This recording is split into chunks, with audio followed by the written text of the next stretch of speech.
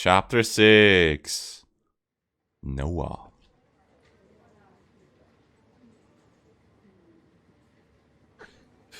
So, I do need to make some backups of my save game right now.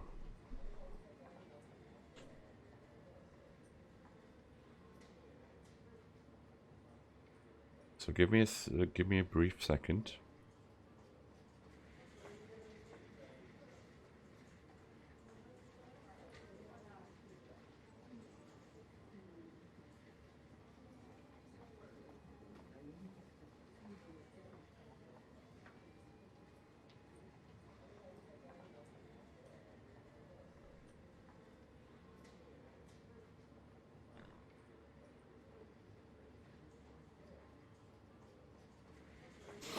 We're in chapter 6 now.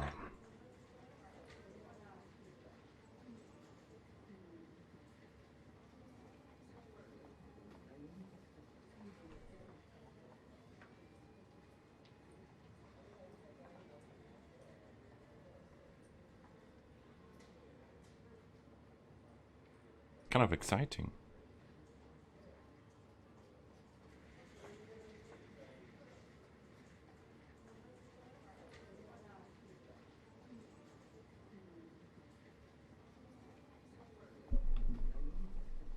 So, one more backup.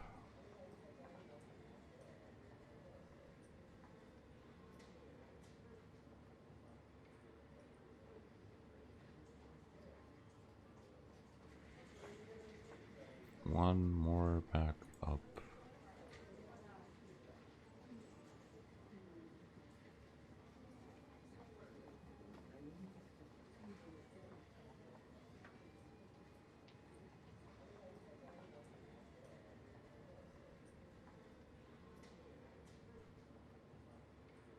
Here we go. Save files backed up. We're now in chapter 6. We've just arrived in chapter 6. Under ordinary circumstances, being released from a long investigatory headquarters meeting would have left Ban Jasaji feeling refreshed. But that certainly couldn't be said of today, when he left the other detectives and went up to the windowsill to irritatedly place a call to his junior. Just give me a sec.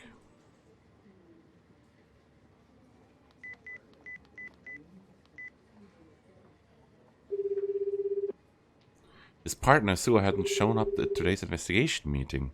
Ban's personal feeling about it was sure. Even though I want to skip. But what you're thinking abandoning your senior like this? What are you thinking of abandoning your senior like this? At first glance, Sua seemed like a frivolous sort of man, but in reality he was a serious detective with some real backbone to him. Considering how Ban valued him, his ditching the meeting today came unexpectedly. Quite unexpectedly.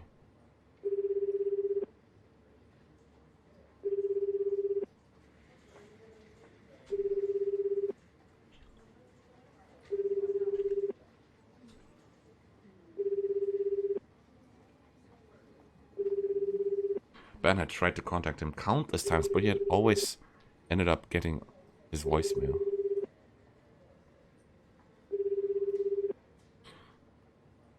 What with having heard something rather disturbing from Amasa 2 days ago, Ben was having a hard time settling down.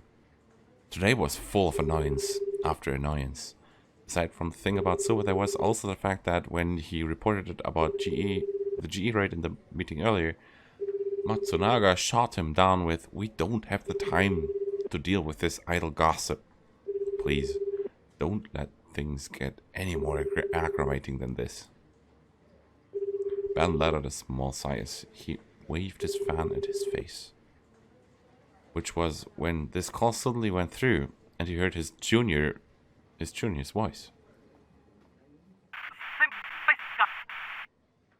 Hey, bakayaro!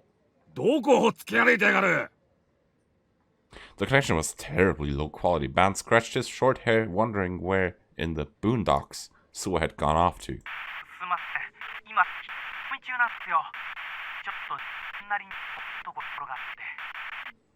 あ、なんだって？今どこだ？ When Ban yelled, Sua's voice grew inaudible, and for some time, rustling noises continued in exchange. ああ、 Roars. それで、お前一体どこに？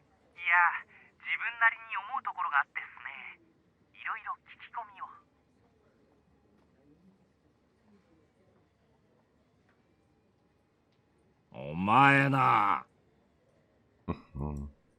He couldn't praise Sua for taking unauthorized and independent action.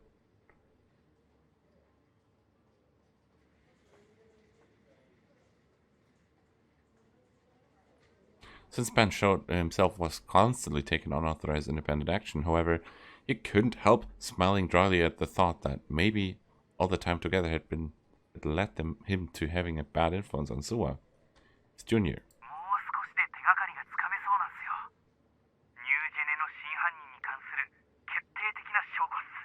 真犯人？ Shihade? The color in Ban's eyes shifted. とにかく、一度戻ってこい。ああ、おい、ちょっと待て。あ、すわ、あ、Right then, the air at his feet began shaking. 地震か。 The shaking gradually grew fiercer and fiercer to the point that he couldn't stand up straight. Ban crouched in place without a moment's hesitation. 大きいぞ。 The other detectives, who had at first been unfazed, finally picked up on the gravity of the situation and ducked down or wormed their way under tables. The clock hanging on the wall, the pens and paper cups set on the table, the protection equipment, they dropped off the floor one after another, sending up violent, crashing noises. The two whiteboards lined up at the head of the conference room also collapsed. It was almost like being in a plane that had just entered turbulence. So it seemed to Ban. It felt as if his feet weren't meeting the ground. His entire body rocked, sending him swinging around from side to side. This could conceivably be a 5 or 6 magnitude earthquake. Had the great Kanto earthquake arrived at last? Now, of all times? That was when something slammed to Ban's head. He cried out at once. It wasn't that someone had physically struck him. It was an intense headache. Suddenly, screams resounded through the conference room. Gritting his teeth, Ban raised his head to see one of those jurisdictional detectives holding his head in his arms and breathing. And then he flopped over powerlessly like a puppet. Most of the other detectives' faces were contorted with pain, and they were pressing down on their temples or cradling their heads.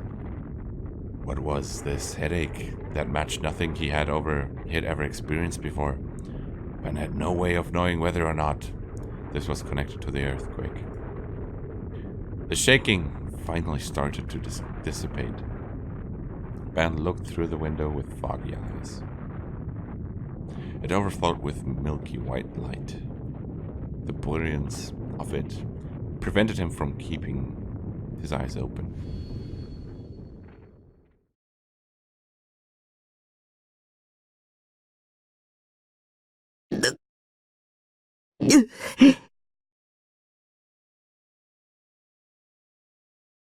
Assaulted by head-splitting pain, I opened my eyes. I realized I lay collapsed, face down in the middle of my room. I tried to get up, but as I did, pain raced through me as my headache had infected the rest of my body, and I immediately moaned and borderline fainted in agony.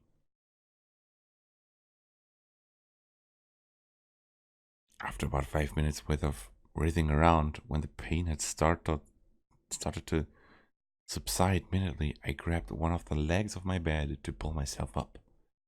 I used a hand to wipe the greasy sweat off my forehead.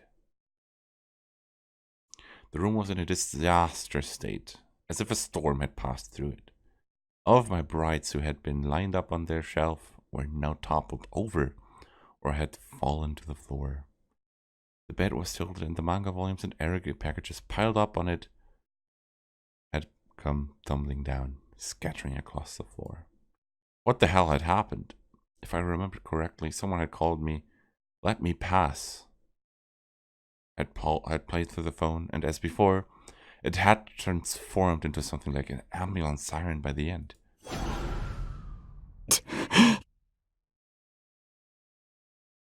Right. It heard the ground roar at the same time that the buzzer sounded. And immediately afterward, I'd been consumed by the sensation that my entire body was boiling and melting. I had absolutely no memory of whatever came next. My mind went blank. Couldn't be. Electromagnetic attack by Shogun? Maybe Shogun was capable of carrying out the same sorts of things as the system described in the patent I found earlier. Such thoughts made me shudder, and during my headache, I looked up at the ceiling. I didn't see anything there, of course. If he were recording my thoughts, it'd be from a satellite's distant upper atmosphere orbit. いくらなんでも、そんなはずないよ。 But judging by Senna's tone when she told me all those things, it almost sounded like the system and that patent had already been put into actual use and was being abused by certain people. If one of those certain people was Shogun. No, that's impossible. Whatever the case, it was way too much of a logical leap. An old man who looked like he might keel over any minute now couldn't have private access to an orbital satellite. What did it mean? He had to be one of the key people in some kind of governmental project. Scarring myself with my own delusions wouldn't change anything. It was the fact that something had occurred. So I figured I would look it up online. I crawled up to my PC, my head throbbing. I was positive I'd left it on, which meant it wouldn't make any sense if my Seraton screensaver weren't being displayed on the monitor. But the screen was pitch black. I hadn't set it to automatically enter standby on its own, so it shouldn't have ended up like this, but my consciousness was clouded. My body remained limp. It was a struggle just to stand. Clenching my teeth to put up with it, I moved the mouse. No reaction. Next, I tried pressing the power button. Browsersoft Mindorts X. The hard disk started making a crunching sound. I plopped myself deep into my chair. As I waited for the PC to start up, I reached urgently for my cell phone, which still sat where I'd left it on the table. I checked the time. 13時 Cassie slept for a couple hours. Before I'd received that phone call while I was browsing through info about ISA and Etchan, what time had it been again? When I put my head to work, the stabbing pain grew harsher. What time had it been? Think. Remember. It had definitely, it shouldn't have been noon yet. Which meant... 1時間以上も気絶してた。 Or else, like a sleepwalker, I'd been drifting around somewhere for an hour. 僕は無遊病じゃない。 I shook my head to keep my thoughts from sinking in a negative direction again. The resulting pang made my field of sight waver dizzily. It was as if a lump of lead had been stuffed into the center of my head. When I took a glance at the monitor... おい、マジで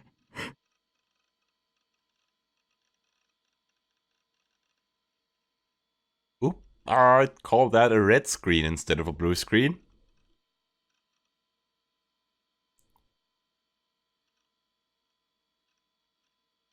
Interesting that they made it red out of all colors. I guess the blue screen might have been too obvious, but you never know. This could possibly be a hard disk error. 嘘だ。そんなのありえない。あっちゃダメだ。そんなことになったらすべてが終わる。A red screen of death. You know, if imagine you're in an earthquake and you have your PC running during the earthquake. Let's say your PC tips over.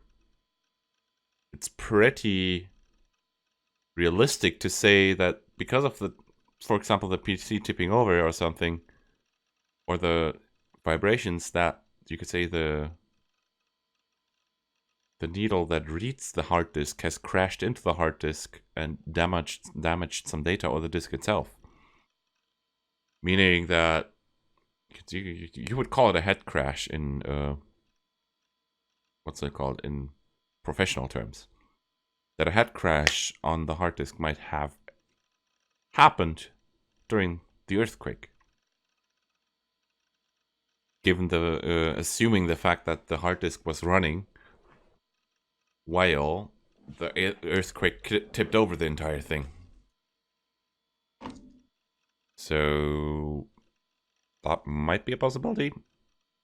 Or you never know, maybe something infected his PC and bricked it on purpose. You never know what Shogun is up to. My gigs of 18 plus Moe artwork, my eroge save data, my bookmarks to the sites I made the rounds on a daily basis, my minimum attendance shift chart, and more than anything, which was more important to me than anything, my ESO save data. If it's online, the save data is stored online, my dude. That doesn't make any sense. Online games save data are stored on the server of the respective game. Else, you could tamper with the data and cheat, and that no company would want to allow that.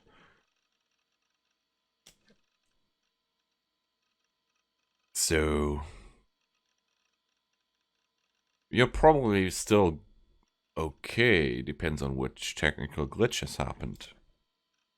If it's a head crash, yeah, you lost. But you should, as a good IT person, you should make a backup in regular intervals. So if you don't have a backup, there is no help for you. No backup. Your own fault. Did this mean that anything and everything had vanished? I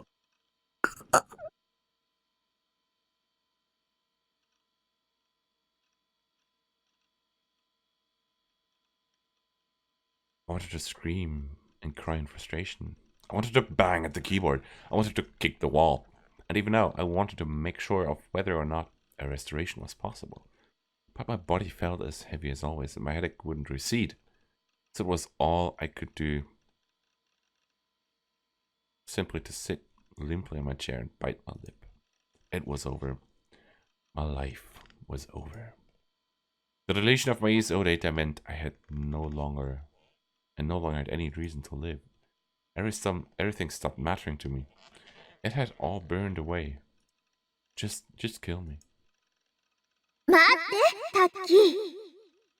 How about just trying to restart everything, Tak-kun? Seraton, lying falling over my desk, smiled like an angel and spoke to me gently. 冷静になりなよ。円数みたいなオンラインのゲームってセーブデータは全部サーバーに保存されてるんじゃない？ Exactly this, yeah. By service, you mean the company's administrative service? だからたとえタッキーの PC が壊れてもナイトハルトッチのデータは消えてないはずっしょ？ Oh, yeah. Thanks to my misty consciousness, I'd forgotten something that basic. It felt like I discovered a single ray of hope in my midst of despair. Just what I'd expect from my wife. I regretted the loss of my precious Moe illustration collection and MP3s, which I hadn't backed up, but I had no choice except to give them up. Even so, I wanted to commence the work of reinstalling my OS as soon as I could. I also wanted to confirm the safety of my ESO save data on my own eyes, with my own eyes, as soon as possible.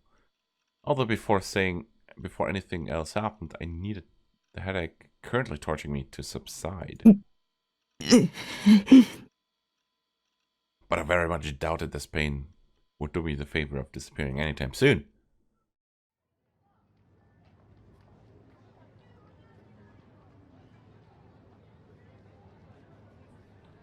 It was typical for commercials or famous singers' music videos to be playing on the Jumbotron located in the Shibuya Station Plaza.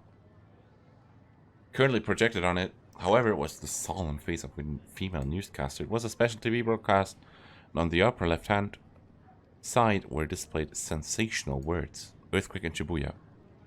Over 200 casualties.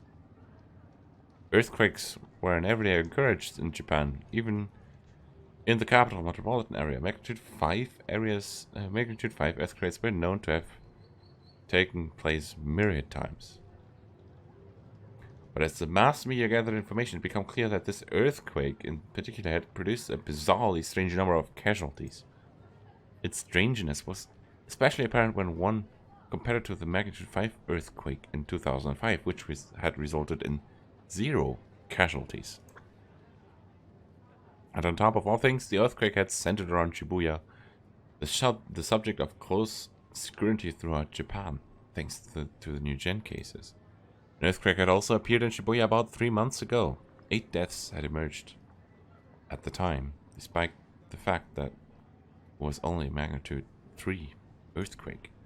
Perhaps Shibuya is cursed. The people who laid eyes on initial reports about the new earthquake may not have given voice to this, but all of them surely thought it. In any case, all the individual stations began broadcasting special programs almost as soon as the earthquake started.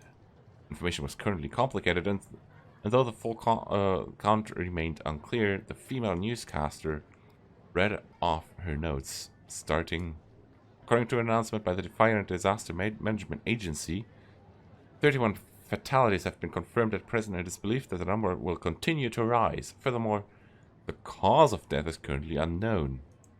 Additionally, news kept coming in about the mysterious white light that had attacked Shibuya, and the ensuing shockwave, and the transformation of the sky from blue to white. Cameras fixed at regular points throughout Shibuya pedestrian scramble had caught that light on tape, and the Jumbotron kept playing a film with the screen went completely white as the earthquake ended. The discoloration that had begun together with the earthquake at that first bit more of a searing light simply than white. Shibuya had momentarily been enveloped in a flash whose brightness stopped everyone from opening their eyes. If this were an earlier and more warlike area, people would doubtless have imagined it to be a nuclear weapon. There were some who actually spotted a white mushroom cloud floating several hundred meters above Shibuya. A white mushroom cloud. Though it soon disappeared. The mushroom cloud, you know, that brings back some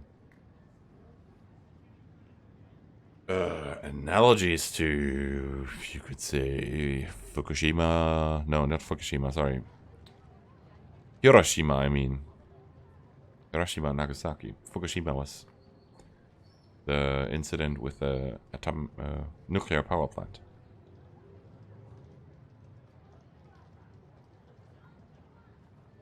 Yet no one had any idea about what the source of light might have been, or how it could be related to the earthquake. Mysteriously, the white night sky returned to its original color in less than an hour, and now the air above the people of Shibuya was covered in a somber blue. as though nothing had happened. The asphalt of Dogen Hill bore extremely minuscule fissures, each of them hardly more than a millimeter. Moreover, mixed-use buildings and other structures in the shopping center had also grown diminutive crevices on the surfaces of their walls.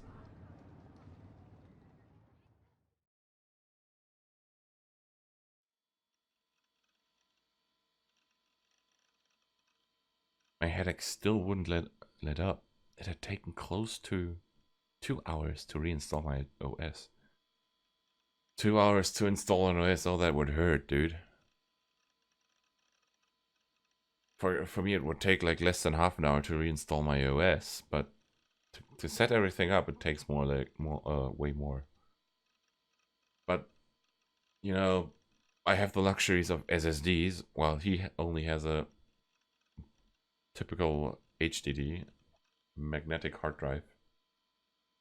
Midway though, the pain had made me less conscious. Had made me lose consciousness a number of times. I dozed off at the computer before, but this was the first time I'd actually passed out. Even so, the pain had mostly retreated compared to 2 hours earlier. I wet my throat by drinking some Coke and mustered my energy. I returned my toppled bed to its original position and cleared some space on the floor to walk around in. Doing these things took considerable effort due to how my body refused to work up any strength, but I wouldn't be able to leave the room if I didn't clean up.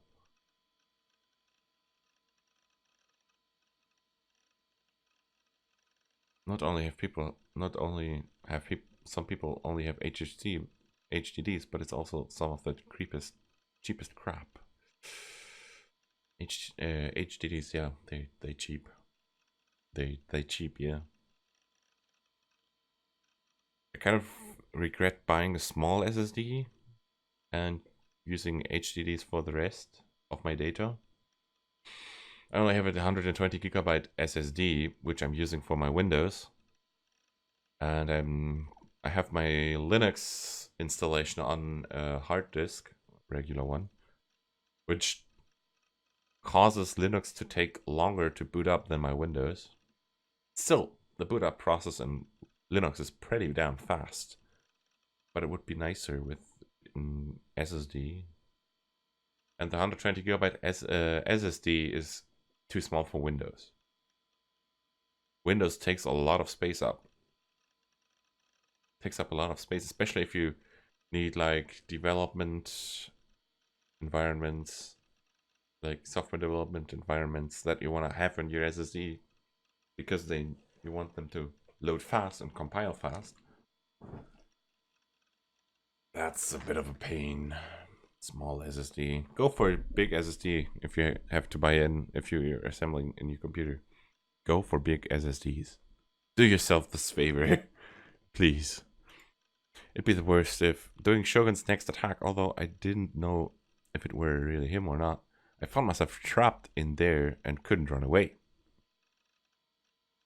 I needed to guarantee myself an escape route. In any case, once I had finished rearranging things and reformatting my OS, I swiftly faced my PC installed ESO. I attempted logging into Baselord. やった。やった。ナイトハルトは消えてない。装備とかも全部無事だ。よかった。よかった。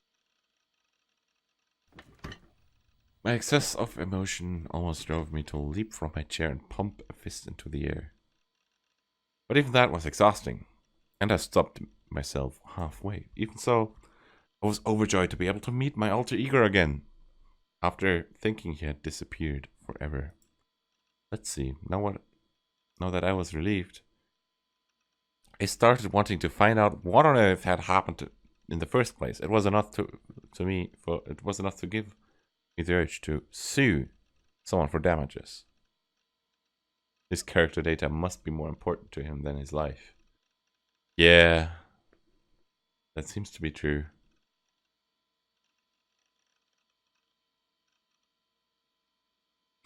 And it seemed like an earthquake, but that alone left too many things explained unexplained. I have too many things unexplained. I checked to see if Grim were in Baselat, but I couldn't find him. I tried going to our usual chat room. My bookmark for it had disappeared, so it took a while to find. But Grim wasn't there either. What was with him, vanishing on me and set at such a crucial time? I had no recourse but to open the Taboo homepage. There was some news headline with over 200 casualties in Shibuya. Over 300 casualties injured in Shibuya, the Baidoku Times. Magnitude 5 earthquake in the Kanto area. Blood discovered in the abdomen of a male corpse. For the man's death, scratch wounds around his throat. Apparently an earthquake had occurred after all. Magnitude 5, the number of casualties was awfully high. They said chances were strong that it would continue to mount, even beyond 200.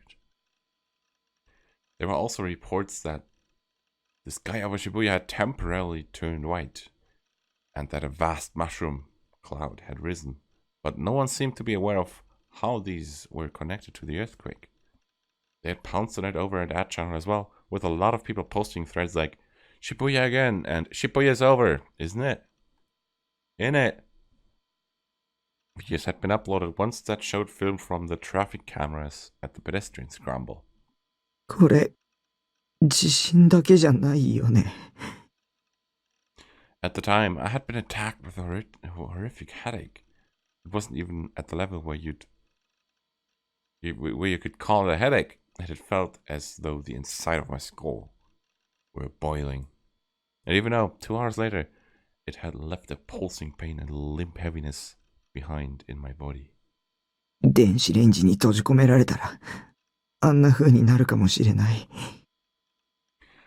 When I thought of it that way, I had the sense that maybe my paranoid delusions about it being an electromagnetic attack set off by Shogun weren't completely mistaken. Right then I heard a familiar noise from my PC. It was the sound that rang out whenever someone entered a chat room. Maybe Grim had entered. Reckoning that I should ask him for the details, I flicked my eyes toward the chat window. I have this feeling that this is not Grim. I have this feeling that this is Shogun. But we'll see what happens.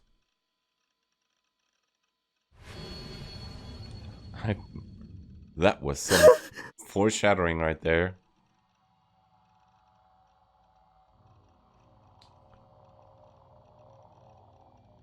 Yeah. And unthinkingly shrieks spilled from my throat when I saw that name. Such impeccable timing. Could it be that he really was peeping out in on my thoughts? That hand gripping my mouse. The hand gripping my mouse quivered. I was so tempted that I went rigid, and even the pain in my head flew straight away. Even though I had hated merely looking at the word Shogun, I couldn't rip my eyes away from the monitor. I wanted to leave this chapel room, but I decided to. But I'd received such a shock that it was as though my body had been cut away from my consciousness and I couldn't control the mouse. A prickling sensation at the back of my neck. Someone was watching me again. God's gaze. Sonome. Kaminome. Or rather than anything resembling God, it might in fact be the gaze Shogun sent down from a satellite's orbit. I want to run away. But where to? He'd catch me no matter where. I'd fled in Japan. Long time no see. That was the first thing he said, with the lightness of someone greeting a friend he hadn't come across for a while. But I had absolutely zero recollection of being friendly with him. I was left to chew at my lip and watch the words displayed on the monitor. But the post by Shogun galvanized me, letting my petrified body move freely again, and I soon groped for my cell phone. It was a little past 3. Classes might be still going on. Even so, surely Remy would do something about it for me. I had to believe this. I picked Remy's cell phone number out of the short list of items recorded in my address book. 助けて、リミ。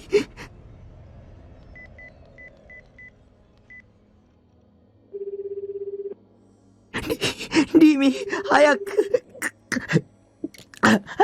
出て。It hurt to breathe. I couldn't think about anything calmly. Remy wouldn't pick up beyond the phone. The monotonous sound of my call to her went on ringing. Why now?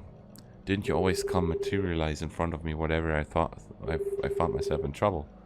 Why now? Of all times. Present?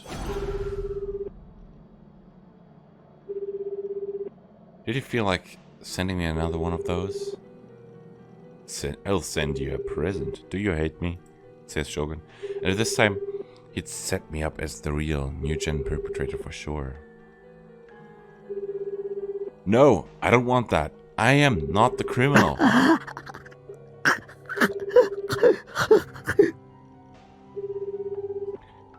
It felt like I'd become a fish stranded on land. I wasn't getting enough oxygen.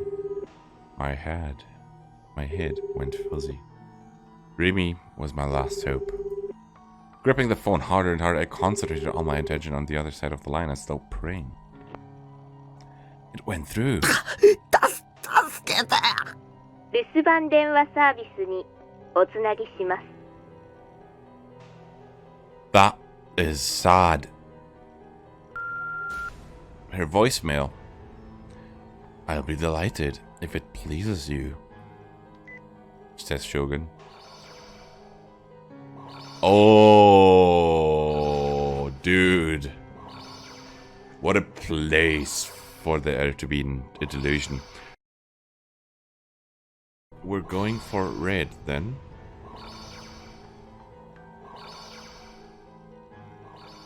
Crushed, I ended the call. I hugged my upper arms. At some point, my body started trembling. I dreaded Shogun even more than I thought. Of course I did. He was a serial killer who'd caused 5 incredibly cruel incidents, all while pretending to be disabled. And I was his next mark. 助けてよ。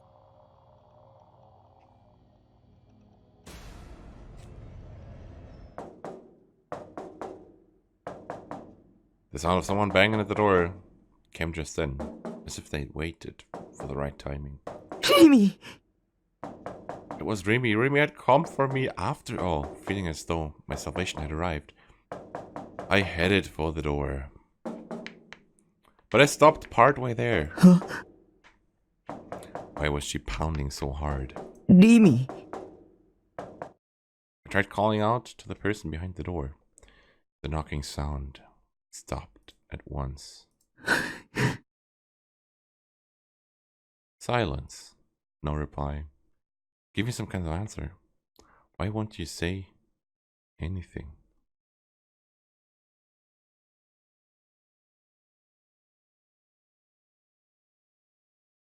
「リミなんでしょう。答えてよ。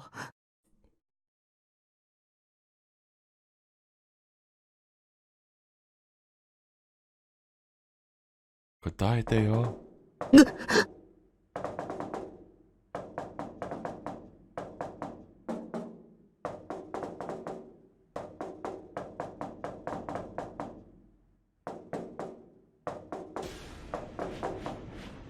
Without offering a reply, they started hammering at the door again. It wasn't Remy. 誰なんだ。 Surely not Shogun? Once I started harboring suspicions, I lost the courage to open the door and determine who stood beyond it. I retreated slowly until at last I hit the backrest of my chair. The knocking went on and on. All the while, somebody kept knocking. No, it wasn't just that. The sound of knocking began reverberating from the side walls and the ceiling as well. The person outside wasn't alone. 誰だよ Unable to tamp down my fear, I shouted. As if in reaction to my voice, the sound stopped at once. I wanted to flee. I wanted to run away. I wanted to go as far away from this place immediately as possible. Surely there was some mystery group surrounding the container housing from outside. Noises began to resonate again.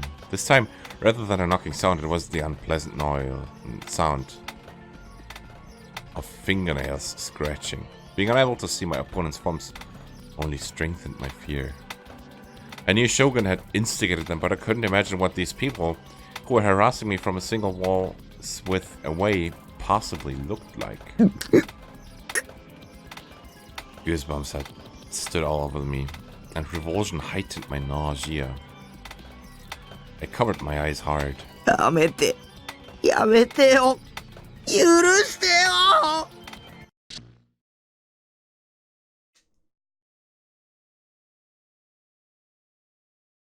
When I turned back, I was still in front of my PC monitor.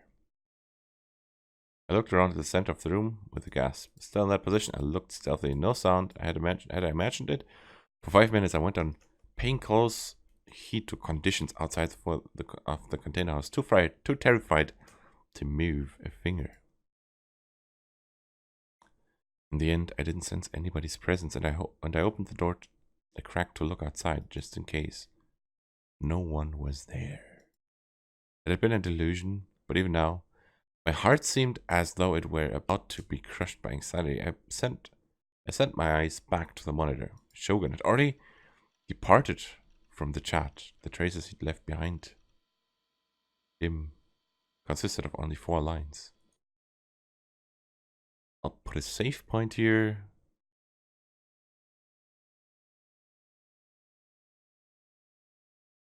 And load the trigger again.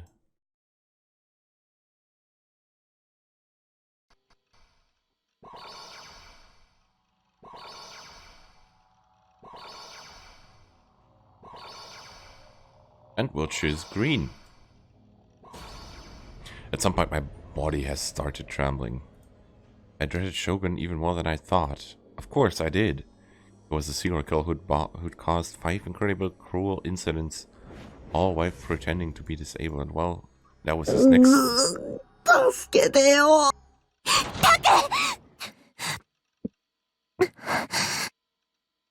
Oof. What a pleasant surprise. Remy, as though she waited the perfect timing, as though my cry, the core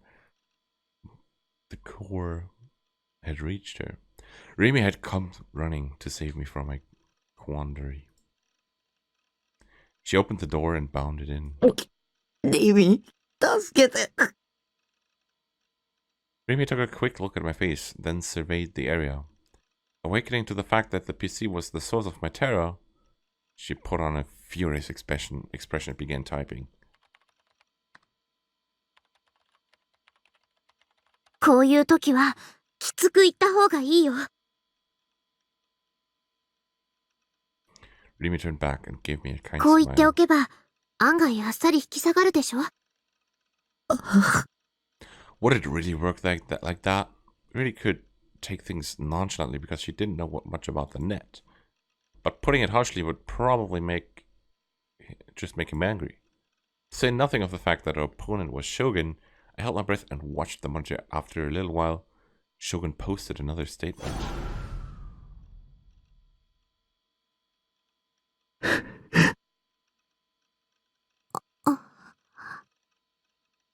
Silence flowed through the room.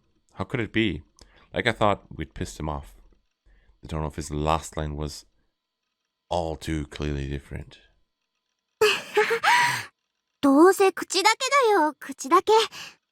まさかここに直接押しかけてくるなんてことはないって。それよりタク、大丈夫だった？ごめんね。電話くれたでしょ。ちょうどこっちに向かってるところだったから出られなかった。さっきの地震の後、タクが心配になってここまで全力疾走してきたんだ。来てよかった。Even as I listened to Rimi's voice, I couldn't remove my eyes from the monitor. I couldn't help how the words "I'll kill you" made my heart churn. なんてこと。私が来たから、もう平気だよ。何の心配もないから。なんてことしてくれたんだよ。殺される。あいつに殺される。早く逃げないと。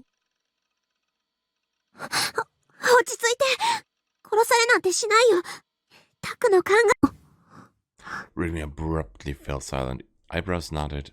She looked up at the ceiling and... どうしたの？その目。誰の目？ What? She murmured softly, then twisted up her face and embraced her head. 頭、急に痛くなってきた。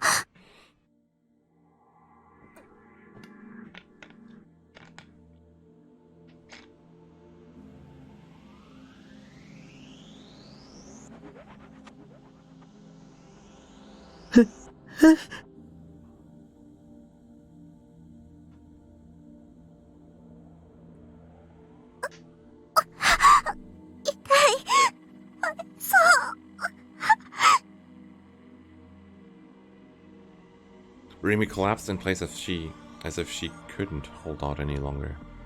She shook her head unwillingly. なんで急に。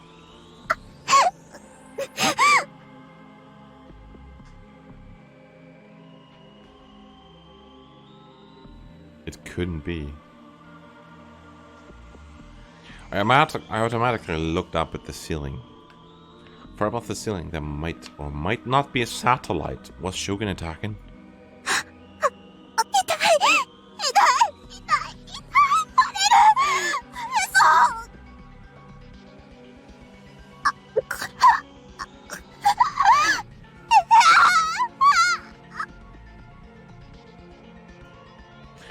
嘘。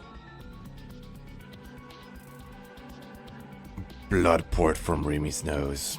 Her half moan, half scream abruptly died out. Her body swayed, rocking. She fell headfirst to the floor. Hey, troll. リミ。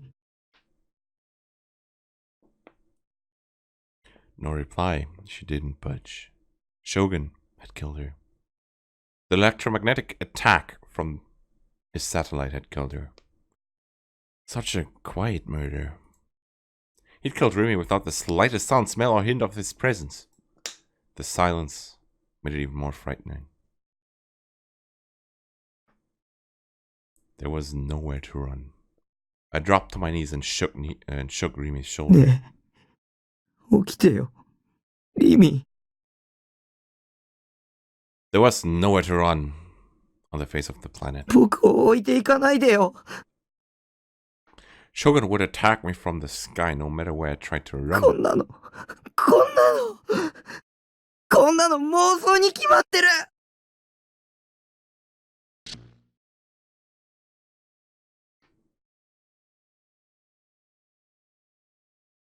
And yeah, that's the delusion. When I turned back, I was still in front of my PC monitor. The statements Rimi had typed in before were gone, as was the "I'll kill you" from Shogun. I looked over my shoulder at the rest of the room, but Rimi's corpse was nowhere to be seen. I was relieved that Rimi hadn't been killed, but I was disappointed that Rimi hadn't come for me. Why? Why hadn't she come? Even though I'm so terrified. Shogun had already departed from the chat.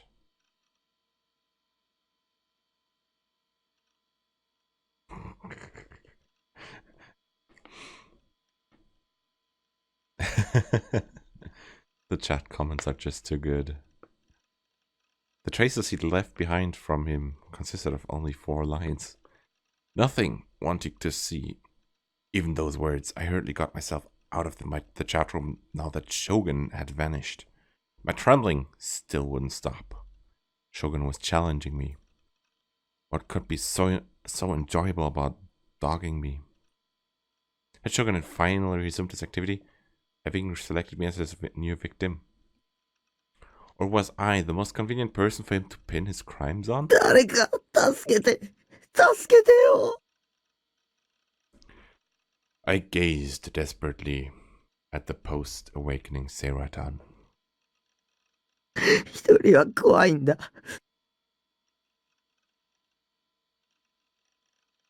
I didn't want to be alone. I wanted to have someone by my side. I wanted to have someone to protect me. そうだ、学校だ。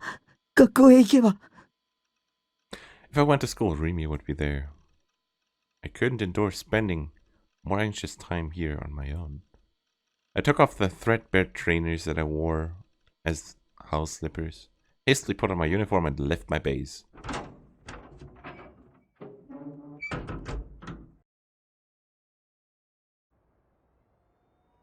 Going into the cold outdoor made me going into the cold outdoor air made my headache go somewhat milder.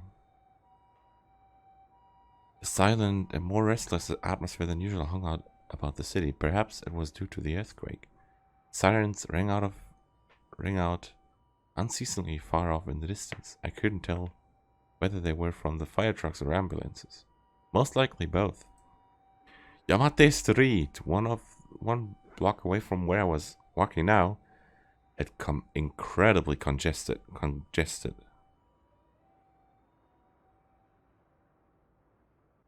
Numerous cars had caused head-on collisions and then been left there in the middle of the road.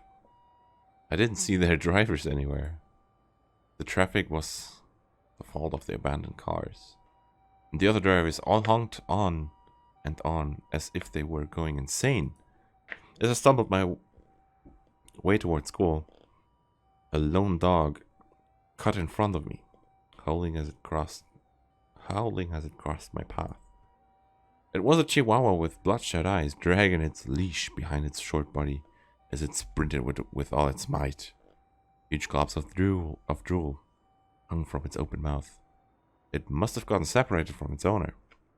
As I saw it off absent-mindedly, I caught my toe on something and almost fell over.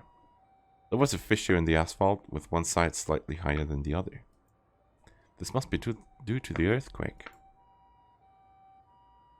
I stopped there and looked up at the sky. A few small clouds floated, carefree, in the midst of its dim blue. Immediately following the earthquake, it had appeared turned white, as if it were one giant aurora.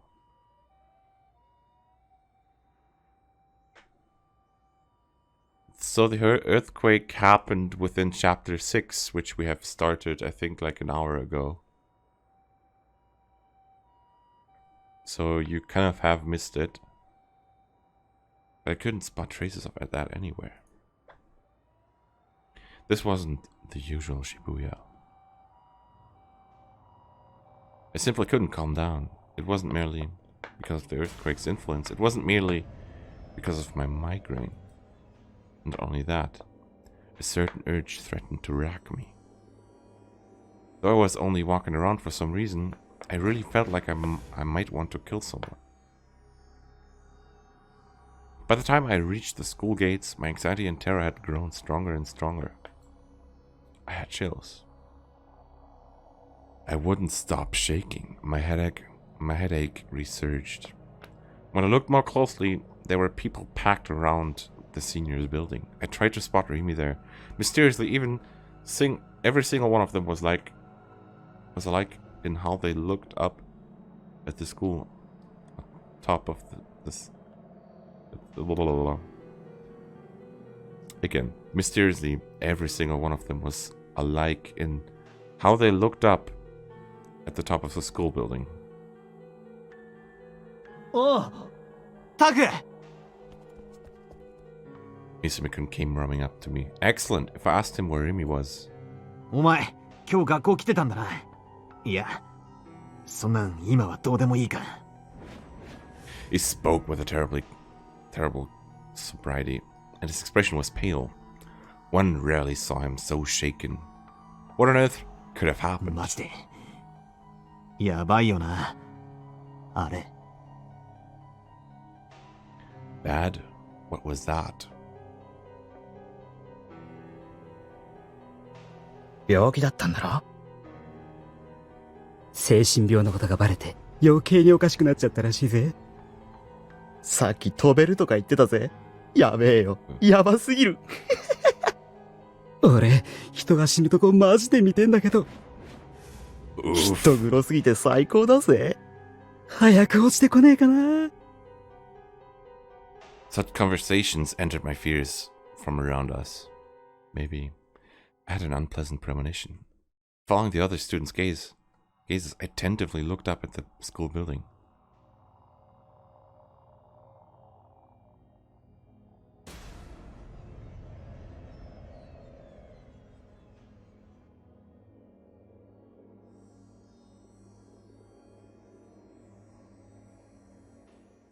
What?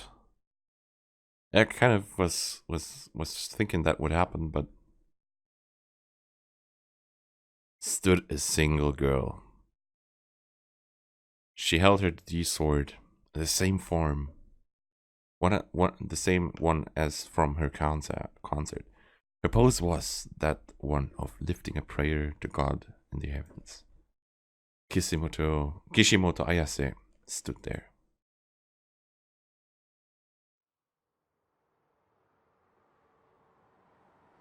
その体は邪神の影に潜み、目には映らない存在。Kishimoto Ayase felt the wind. The chill wind had begun to carry with it a faint hint of winter.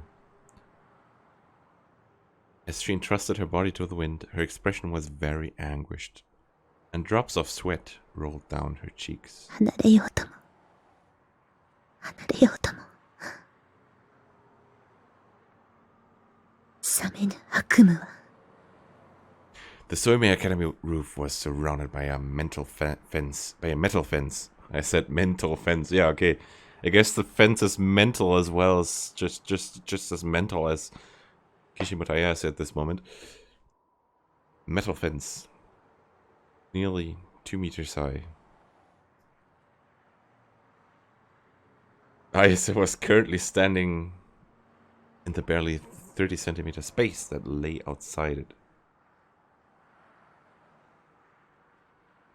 She had already been standing there for over 10 minutes.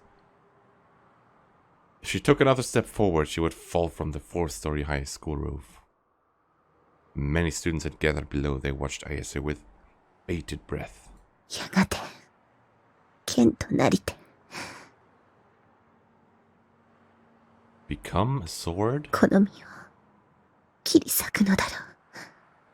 People had long since contacted the police and emergency medical services, but they hadn't arrived on the spot yet, due in part to their needing to respond to the earthquake of several hours earlier.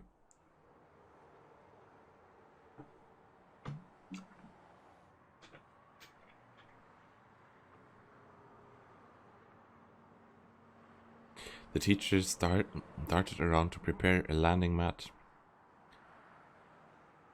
In case worst came to worst. 無関心という名の盾で戦火を免れる人々。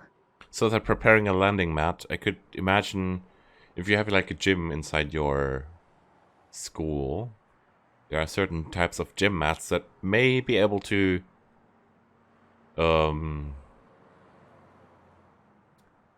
help in case of her falling down.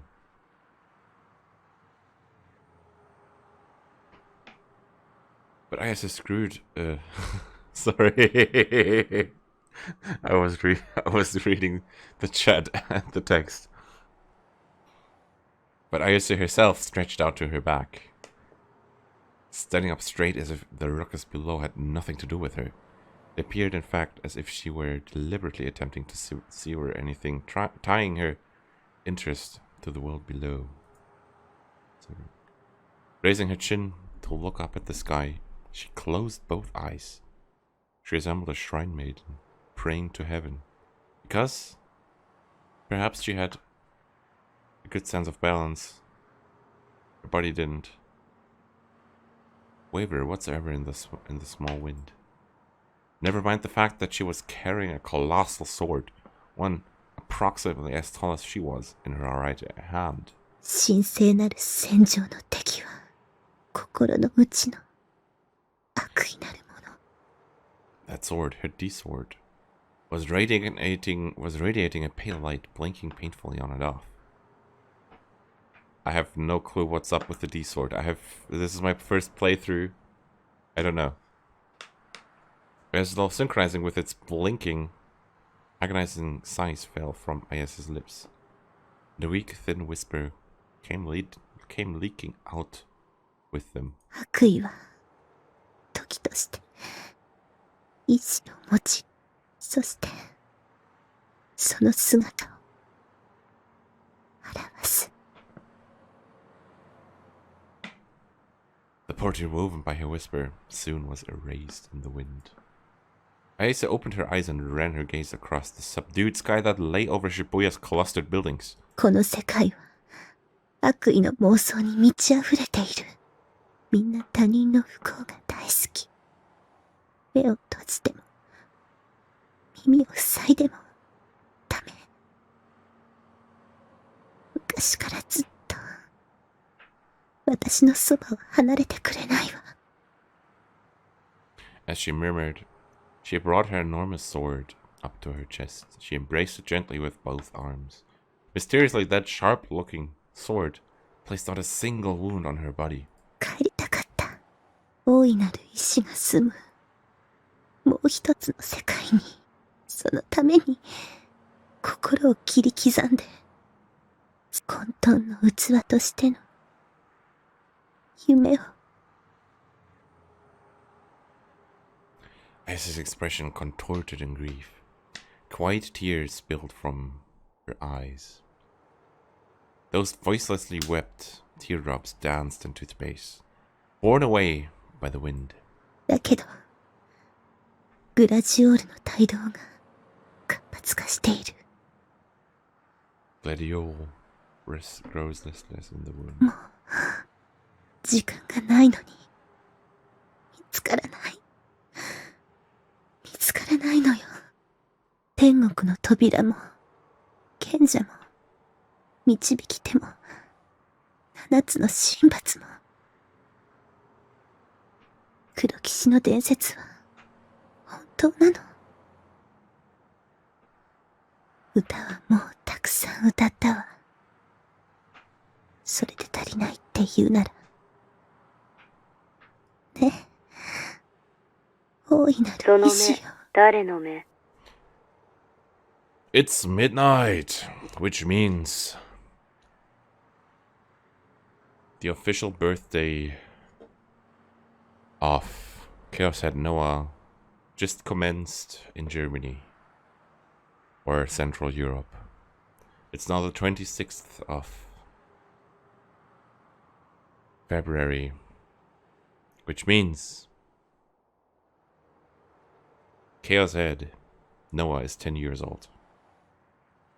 You know, I think Japanese midnight is still like 8 hours away. But it's gonna be soon that even for in Japanese terms it will be 10 years old.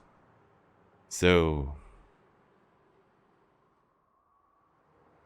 time until midnight. Sonome, dare no me. It's midnight now.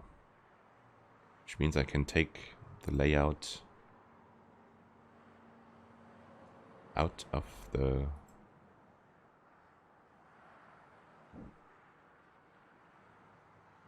Isis slowly spread her arms out on either side.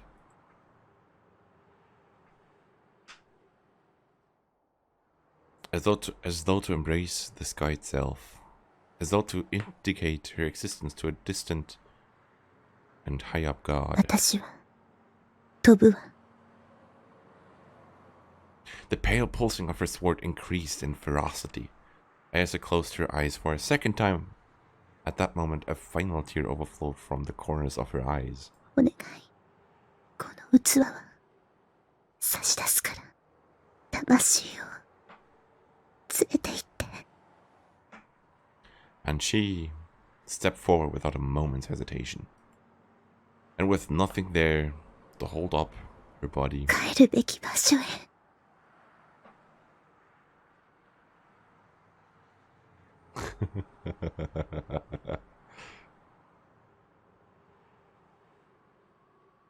Asa sensed the chilly wind tenderly stroking her cheek, and felt that she had been freed from everything.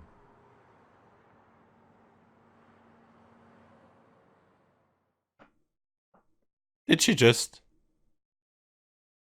No, she didn't. Or did she? Or will she? When Isa spread out her arms on both sides, she slowly stepped into thin air as though to an invisible stairway. As though an invisible stairway lay there.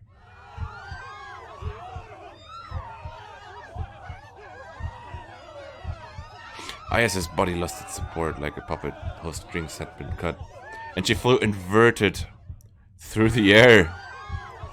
Everything went into slow motion. Ayasa's body plummeted down. The rate of descent was horribly slow, but she was definitely falling, dying. She would die. I couldn't save her. It would be impossible to save her, falling from that height. Moreover, below her was concrete. Her bones would shatter. Her innards would be crushed. Her spinal fluid would come bursting out, and her back blackish blood would spray every which way. If only a flower bed or something were there. If only it were soft soil. Then maybe she would survive.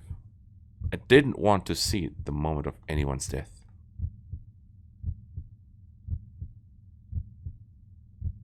I was about to close my eyes. That instant, I felt it. A tingling at the nape of my neck. I turned around. No one was watching me. Everyone was either facing down or looking up. Whose eyes are those eyes?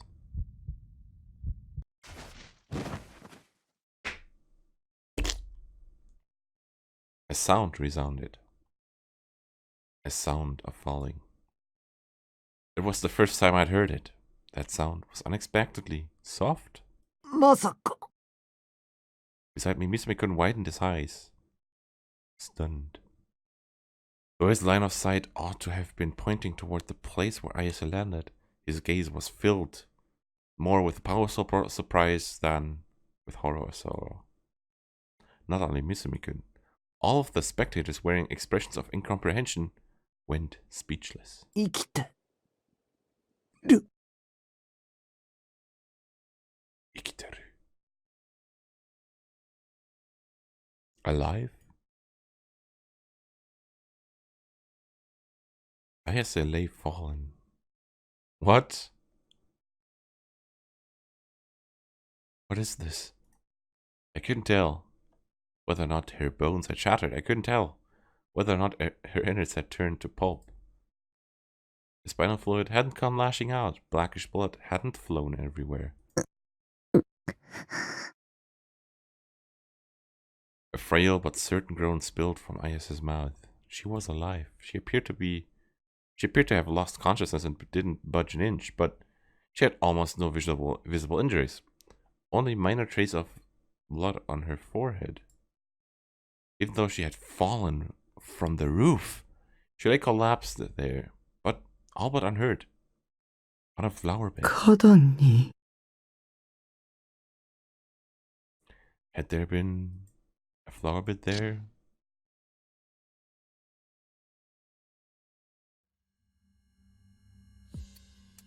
予定と結果に大きな違いがあったようだが。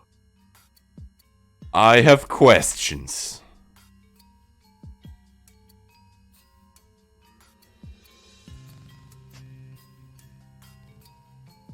I have questions.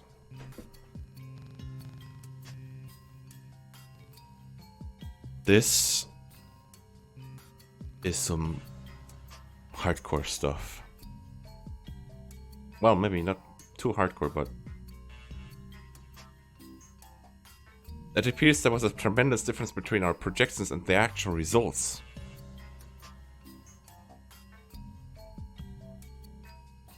But we haven't had a delusion trigger at that point, did we? So was that just a delusion that has just happened, I think?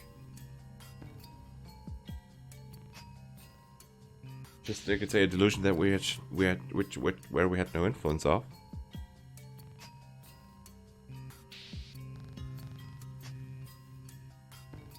It appears there was a tremendous difference between our projections and the actual results. Which means, does it mean that Nozomi has some kind of power to make or to create delusions? Or to make people you could say, to make delusions real?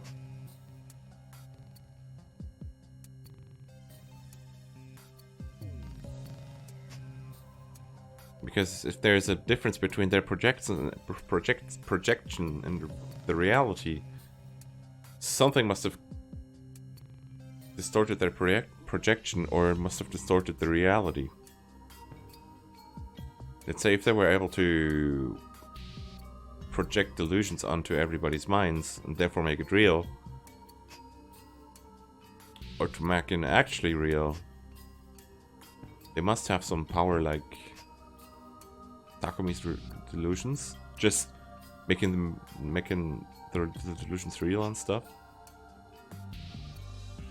Does that mean that Takumi has maybe altered the delusion or altered the result that Nozomi was expecting? I think this scene is related to what we've just seen, what Nozomi is saying here, the cooperation or whatever Nozomi is. Which I have no clue at this point.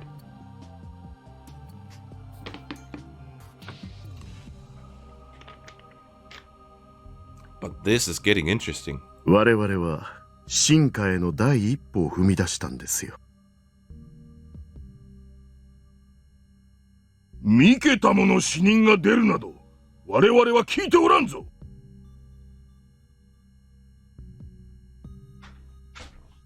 So they are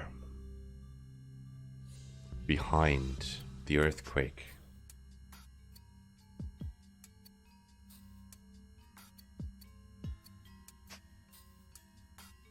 Aren't they?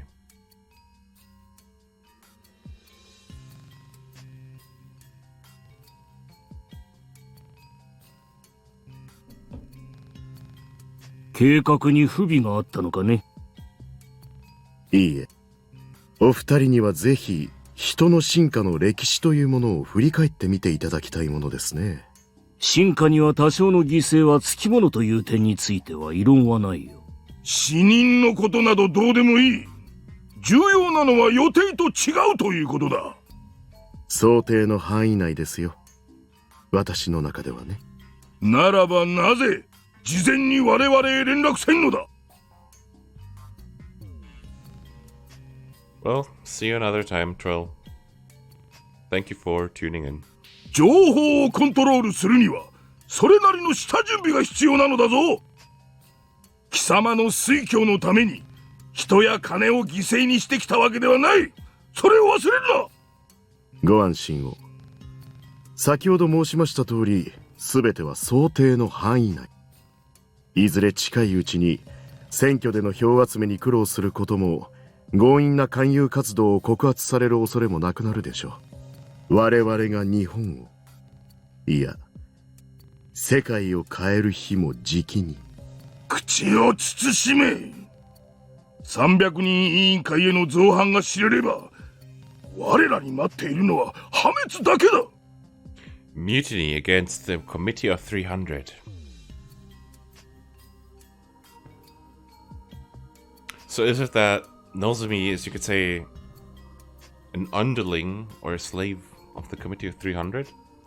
And that Nozomi is starting to do its own thing? Therefore doing mutiny? Committing mutiny? Against the committee? Which the committee should not find out about.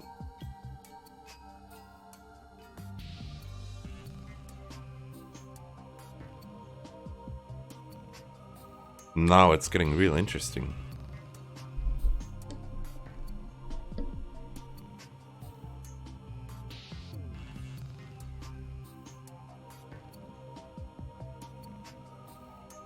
Kimi no 役目は計画通りにことを進めることであって、それ以上でも以下でもないよ。 So they're under the control of the Committee of 300. That's what I kind of figured already. Just got the confirmation from Trill.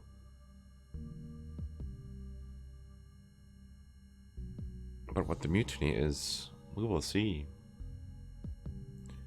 Your duty is to proceed as planned, nothing more, nothing less. 調整は我々がやる。承知しています。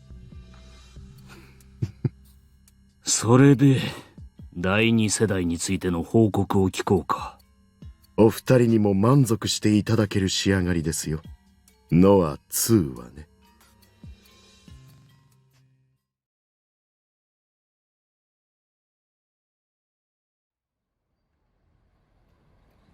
I ran from school to the park with all my might, stopping only when my breaths ceased coming. My lungs furiously sought oxygen. As I wheezed, I took a swift look about the park. There were absolutely no human figures around. I didn't catch sight of the personages I dreaded. Shogun and Yua. Relieved, I began collecting my breaths. It was close to evening. The sky gradually transformed from blue to the color of twilight. The usual quietness of this park made the previous uproar at school seem like a lie.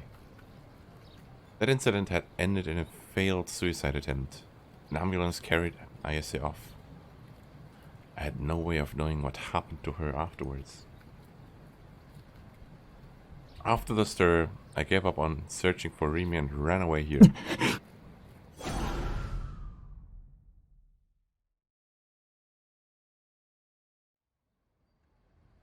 The spectacle from before was incredibly seared into the back of my brain. At the time, as Ayase fell, I thought she could never be saved. But she'd lived. I still didn't know the details, but at least she hadn't died. She was breathing. She had a few, if any, outer wounds. Under normal circumstances, she would definitely have died. She was miraculously saved because she fell atop the soft earth of a flower bed. Can earth be that soft that it saves you from falling, that it saves you from any injuries from falling down a 4 stories building? That sounds a bit unrealistic to me, but never mind.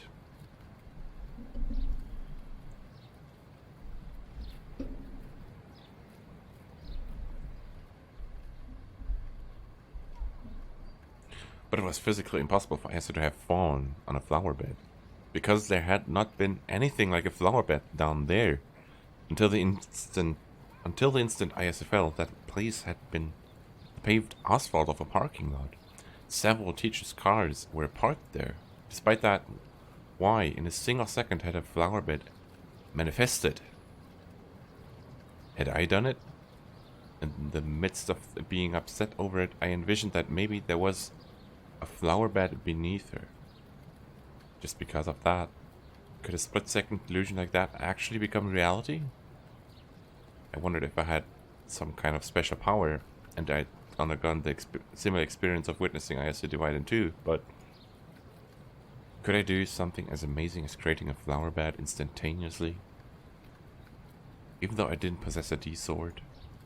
Furthermore, that flower bed had continued existing even after Ayase fell. When the teachers ran up to her as she lay there, She left footprints amidst the flowers. Flowers blooming there. I thought they were the same as those planted in the courtyard flower beds. Had their stems bent from being trodden on by the ambulance crew? And they were probably still in the same place even now. A delusion had become reality and stayed that way. It hadn't ultimately disappeared like IS's doppelganger, and everyone had accepted the flower bed as if its presence there were perfectly normal. None of them had expressed any doubts about it. Could I seriously have done that? Oi! A sharp voice called me from behind. Before I had a chance to turn around, a hand stretched back out and seized the front of my shirt.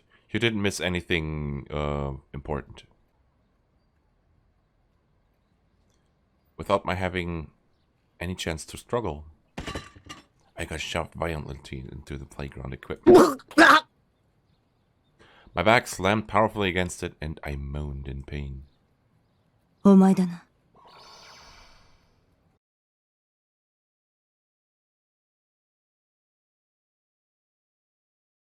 We'll go for red.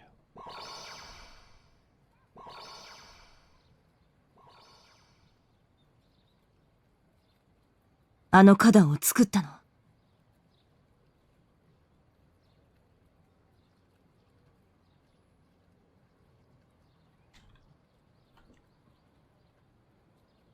Senna was the one who had used violence against me out of the blue. She grabbed the front of my shirt and pulled me up with incredible force. I couldn't breathe. I waved my arms around in vain, but she showed no indication of letting me go.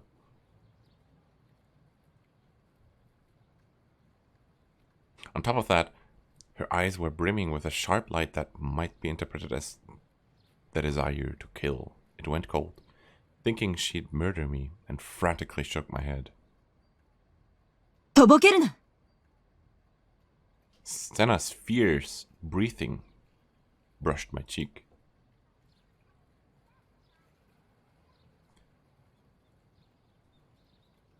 With such rage that it appeared like she would bite me any moment. Why was this girl so violent and scary? 離せ、この。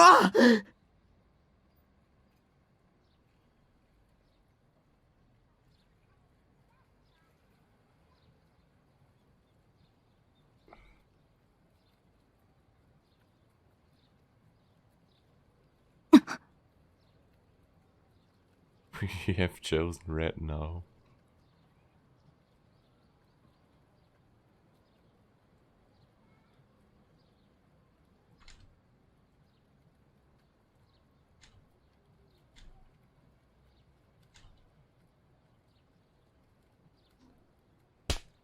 When I ripped my hand away from hers with all my strength, it coincidentally struck her across the face. Struck her across. So did he just slap Senna? Did that just happen? Yes, it did. Well, at least in his delusion. Pressing a hand to her cheek, she lost all her former aggression and looked up at me with a little fear in her eyes. It almost seemed as though they were damp with tears. Sadism flared up inside me. This glimpse of the previously unseen fragile Senna. The resentment that had kept building and building within me up until now came exploding out all at once, having found an outlet.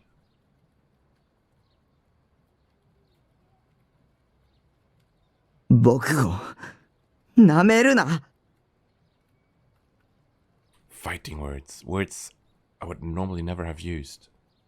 I said them to her. And it was great. I felt cleansed. 悪かった。でも、叩くなんてひどいだろ。 Because Senna looked like she was about to cry, I wanted to say even more. Your slender, feeble, and fallen form, and the sensuality of your thighs made more visible than usual by her flipped-up skirt.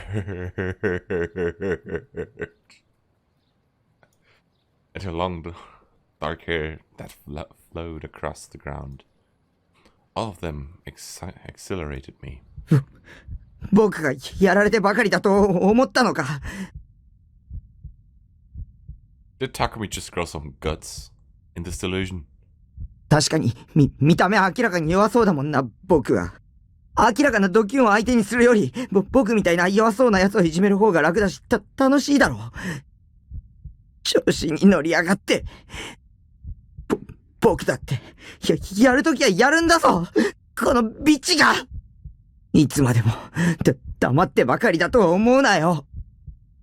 I could no longer stop my rage-driven urges. I wanted to rip this insolent girl to pieces.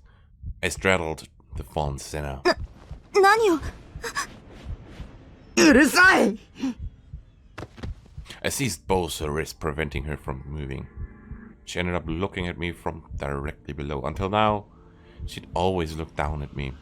Now, I was on top. This feeling of superiority made my head ring. やめろよ。離せ。 Her phrasing was typically curt, but her tone had grown noticeably feebler. Rather, wasn't she crying? When you got down to it, even she couldn't compete in strength against me, a man. 頼む。こんなこと。やめろ。 Is this going to be lewd? お願い。 This looks like it's gonna be lewd. I couldn't hold back my laughter.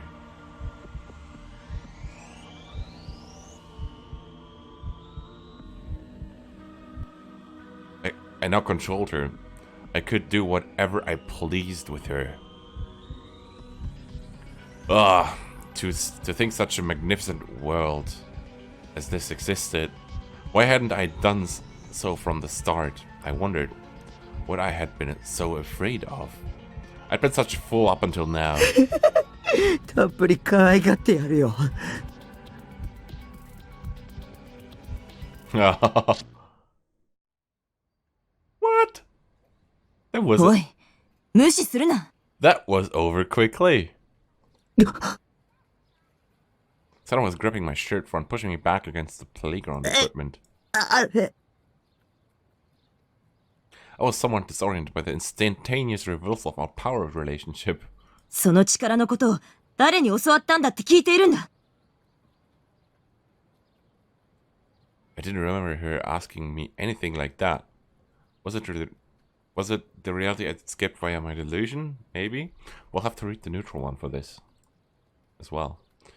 Though I still didn't understand my situation, Senna shook me violently regardless. 誰からだ、答えろ。天聖信仰会とは関係あるのか、ないのか。 The Cosmic Church of Divine Light. What is that divine thing? Divine or whatsoever thing? I reflexively shook my head. I can't breathe. I'm suffocating. I feel faint. I'm gonna die. It's not good. Just as I seemed to lose consciousness, Senna let me go without a warning. I collapsed in place. As I hacked away, I desperately sucked in air. This development, the complete opposite of my previous delusion, made me feel reasonably pathetic. Was Senna my enemy? As I thought originally? Did she, too, work for Shogun? If so, I had to escape. 関係ないならいい。悪かった。 Seeing my bewildered face, Senna clicked her tongue lightly and led us on the other side. She began to leave. It would seem she didn't intend to hurt me. あの I screwed up my courage and called to her. I thought she'd ignore me, but Senna stopped and turned back to face me. Her expression was still severe, but apparently she meant to listen to me. 力って何なの Let's go back and read green. あの花壇を作ったの。 She grabbed my... So we're skipping what we've already read. とぼけるな。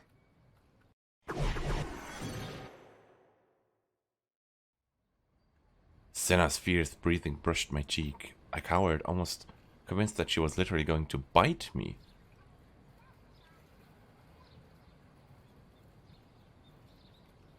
Glaring at me point blank, she... Something soft pushed at my lips. Unable to comprehend what was happening, and furthermore, finding it myself unable to breathe, I went dizzy. Though I thought of running away, Senna was still gripping my shirt front and I couldn't move.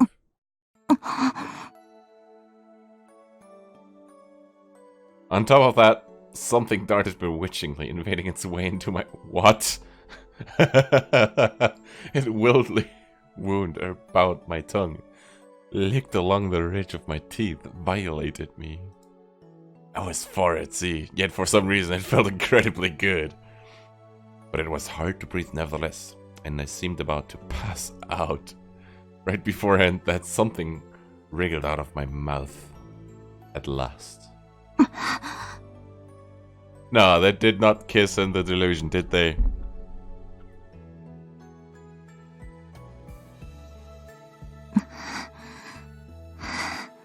Why would he imagine that? Why on earth? Thus, she'd previously glared at me with murderous eyes, she now gazed at me meltingly. Could it be that she'd kissed me? お前こそ勇者だ。 That's a 180 turn. お前の力を私に貸せ。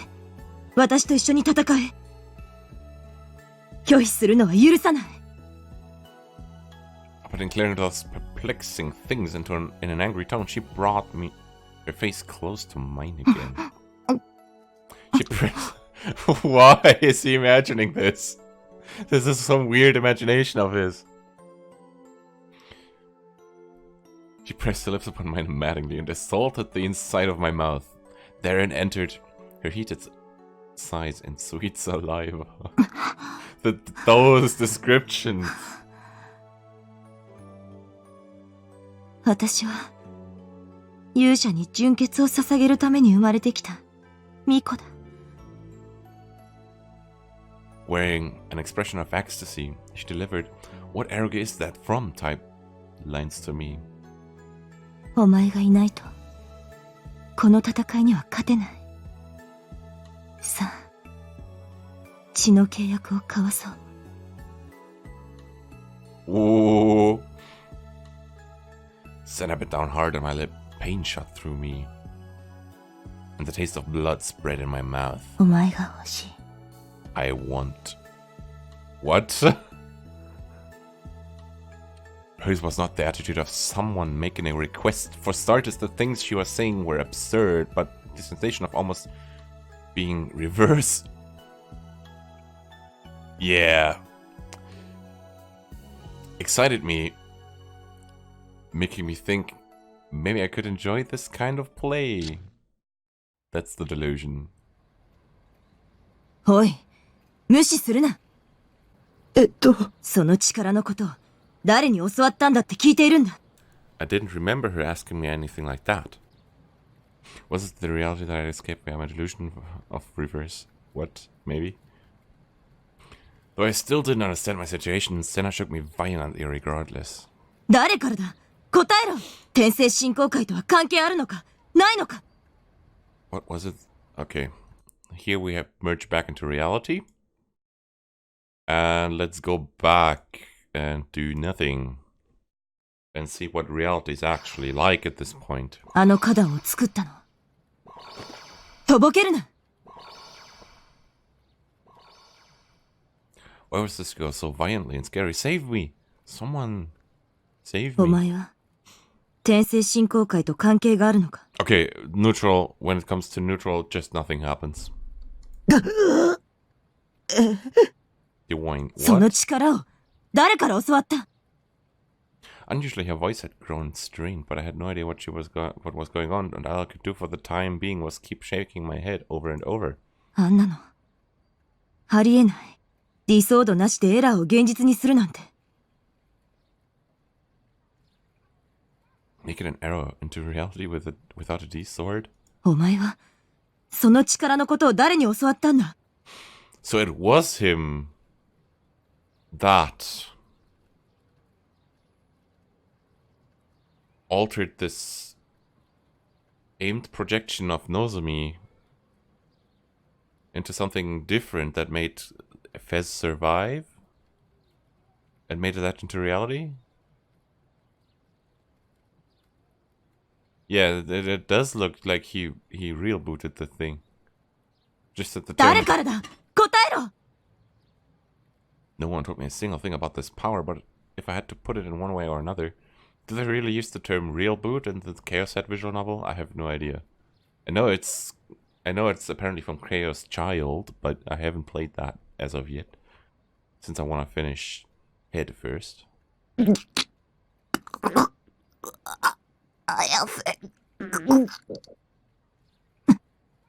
I can't breathe. I'm suffocating. I feel faint. I'm gonna die. It's no good. Just as I seemed to about to lose consciousness, Senna let me go without a warning. I collapsed in place.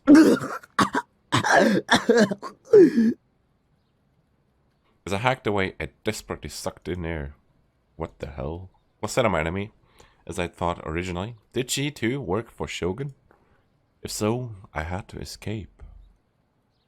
本当に天聖信仰会とは関係ないんだな。What was the Cosmic Church of Divine Light? I'd never heard anything like it. Seeing my bewildered face, Senna finally stopped glaring. She clicked her tongue lightly and let out a sigh. 悪かった。関係ないならいい。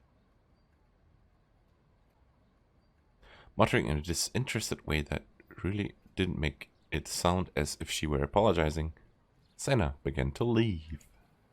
It would seem she didn't intend to hurt me then. I screwed out my courage and called to her. I thought she'd ignore me, but Senna stopped and turned back her face to me. Her expression was still severe, but apparently she meant to listen to me. 力って、何なの？ No. Senna knew something. She'd referred to the flower bed, saying, "You created it, didn't you?" Everyone on the spot aside from me had acknowledged the flower bed as something that had been there from the start. But Senna was different. さっきの花壇、どうなって？お前が妄想したんだろ。Imagine it. I had, but... 妄想は、現実にすることが可能だ。本当じゃないものが景色に紛れ込む。つまり、エラーを現実として認識させる。でも、視界に映すだけじゃ、それって、幻でしかないよ。Illusions were no more than illusions. And they were false. If that flower bed were an illusion, I guess I wouldn't have lived. I guess I had been saved because the flower bed there wasn't an illusion, but rather the real thing. 世界の仕組みは、3つの数字で全て説明できる。0と1、そしてマイナス1。Does that mean Steins Gate -1 is confirmed? It has been a shitpost of somebody on my Twitter feed. You know, after having Steins Gate 0, having reached, you could say, Steins Gate word line, which starts with the number 1. Where is Steins Gate -1?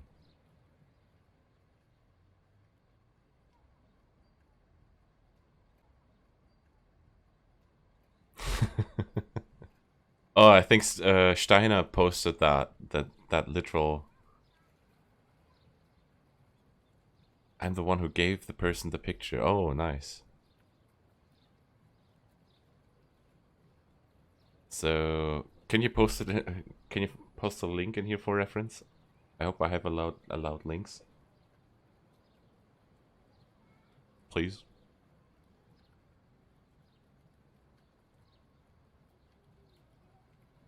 ディソードは、そのマイナス1を生み出すためのショートカットになる。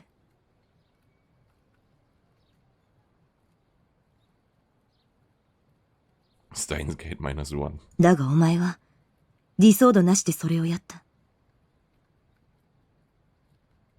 Shh. She'd started saying things that went straight over my head again. No, but what Senna told me wasn't merely a flight of fancy. At least the patent for VR technology had turned out to be a fact. Senna really did know something. いいか、これ以上、エラーを作るな。Okay, so this one, yeah. Thank you. Exactly this link, that's the image I was referring to. それがお前のためだ。それと、他にもエラーを見たら教えろ。Wookies.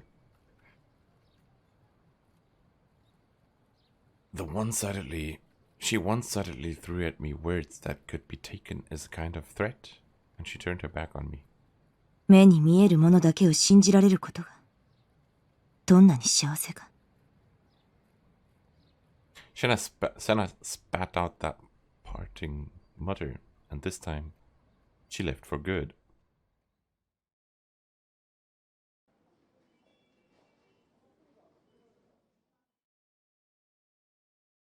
The floor of AH General Hospital, where the psychiatric examining rooms,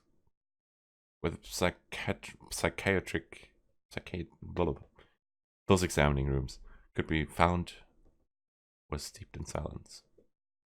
It was said that the surgical department and the emergency room had been in quite a state since the earthquake, as injured people who had lost consciousness due to seemingly spaceless symptoms were carried in one after the other.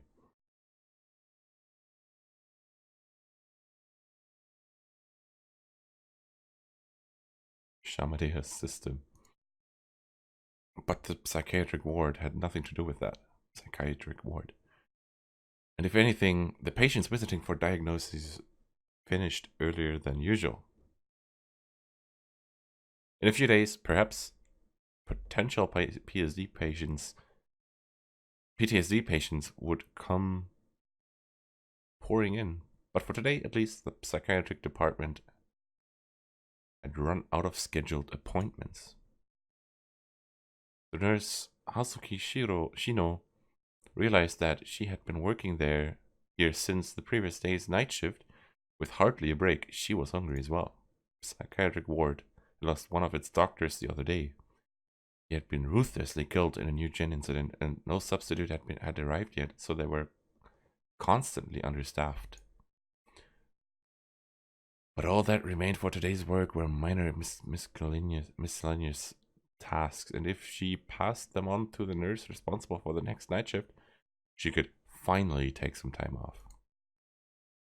Patting her cheeks with both hands, as though telling herself to keep it up for just a little longer, she was about to swiftly cut through the empty lobby. She sensed a gaze coming from behind her, a prickling sensation at the back of her neck. Goose flesh rose on her arms with a shiver. She automatically turned around.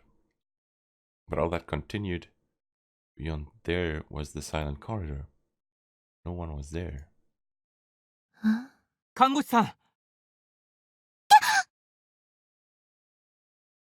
Asuka jerked at the voice that came flying toward her from a completely different direction.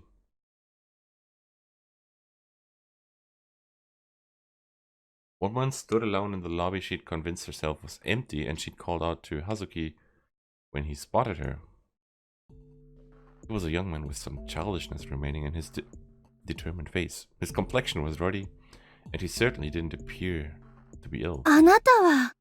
ちょっと時間もらっていいっすかはあ。どうもっす He smiled bashfully and then abruptly grabbed Hazuki's arm and began walking from the lobby towards the stairs.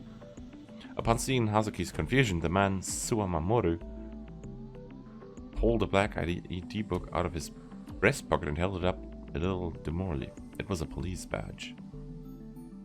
Suwa stopped at the stairway landing and looked around with appearance of one being doubtly careful. それで、お話って。Hazuki, who still had work left to do, looked a bit restless. Appearing to understand this, Suwa took a single photograph from his pocket without any preamble.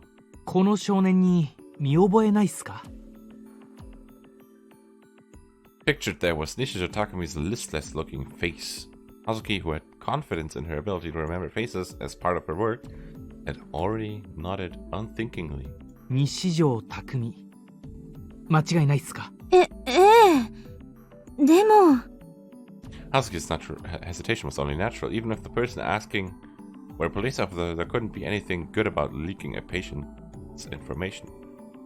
But Suwa had been well aware of this when he began speaking to Hazuki. He put on an earnest gaze as he revised his previously light attitude, and lowering his voice, he plunged on ahead. 頼みがあるんすけど、西條匠のカルテこっそり見せてもらえないっすか？え、そんなの無理です。できません。とある事件に関わる重要なことなんすよ。At her wit's end, Hazuki tried to leave the spot immediately, but Suwa circled around and blocked her path. 困ります。迷惑はかけないっす。だから頼ますよ。Suwa fell to his knees and then and there and began prostrating himself. やめてください。本当に無理なんです。これ以上犠牲者を出さないためにも。What on earth could she do to make him give up? Unable to think of a suitable way to refuse him, Hazuki could only keep going in circles.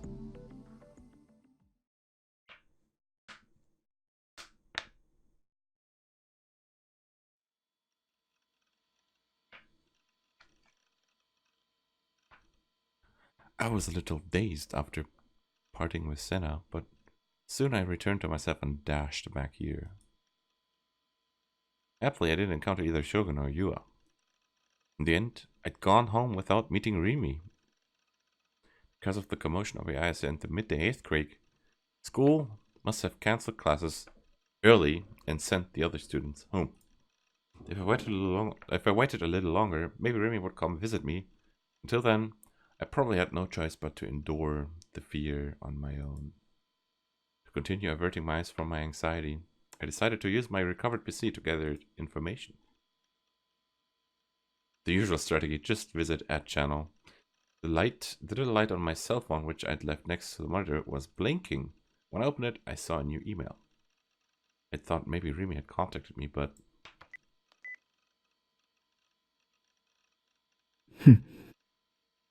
Naka liko at tokomo. .ne.jp. Today at school. Is that Nanami? Nana liko.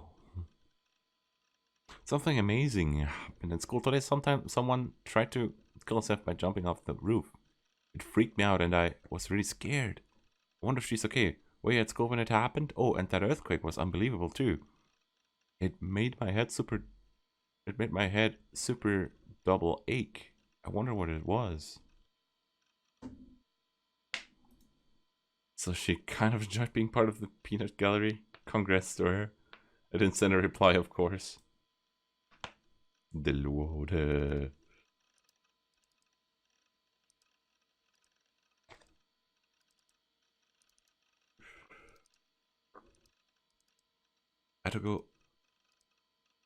I had a go at looking up ISA up online, as before I couldn't connect to Phantasm's official homepage. No online newspaper had reported on her. Well, they must have their hands full with the earthquake that had rocked Shibuya, and they probably couldn't be bothered with the failed suicide attempt of some indie band's vocalist. At the moment, I didn't have any way to find out whether or not Ayase was alright.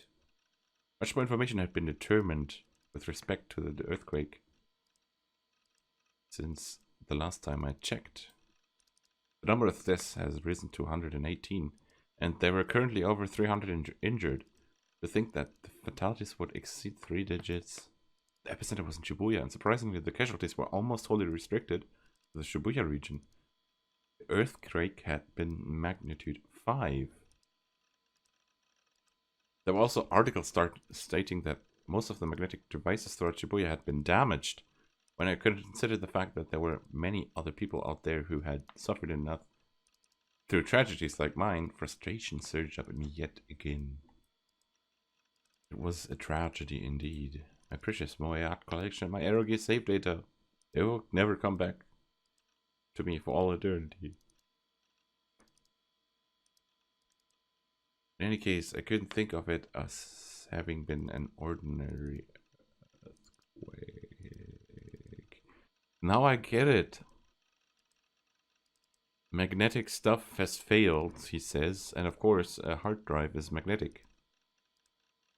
Which makes it kind of logic that some of this data has been corrupted.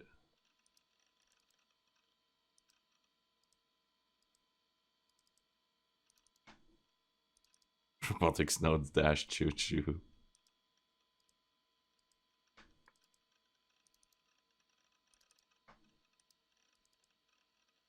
In case I couldn't think of it as having been an ordinary earthquake. It was utterly abnormal for there to be 118 deaths. That abnormality, of course, had become a hot topic on the net. Damn it, how carefree of them. I thought back over the moment of the earthquake. At the time, an astounding impact had struck me. A sensation I'd never tasted before in my life, as though my head were boiling, as though it were exploding. So the thread is saying, didn't Ho's eyes, all those eyes, cause this earthquake? What are you saying? Those Ho's eyes, all those eyes, awesome! That's it. That's the reason 100 people died in magnitude 5 earthquake. Oh lol lol lol lol.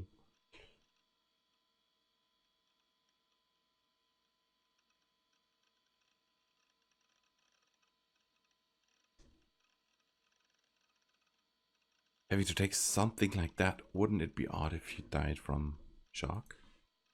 I watched the news on TV as well as looking online. My PC has a TV tuner attached to it. That's why I don't need a TV in my room. 現在までに死者118名、重軽傷者300名以上と非常に多くの犠牲者が出ていることが分かっています。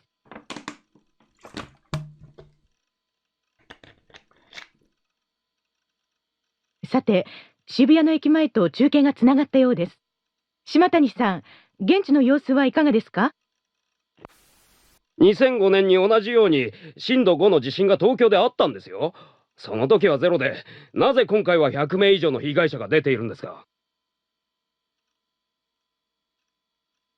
被害者の数は震度に比例するわけじゃないんです。そこには様々な要因がありまして。亡くなった方の死因や病院に運ばれた負傷者の容体については、未だ詳しい情報が入っておりません。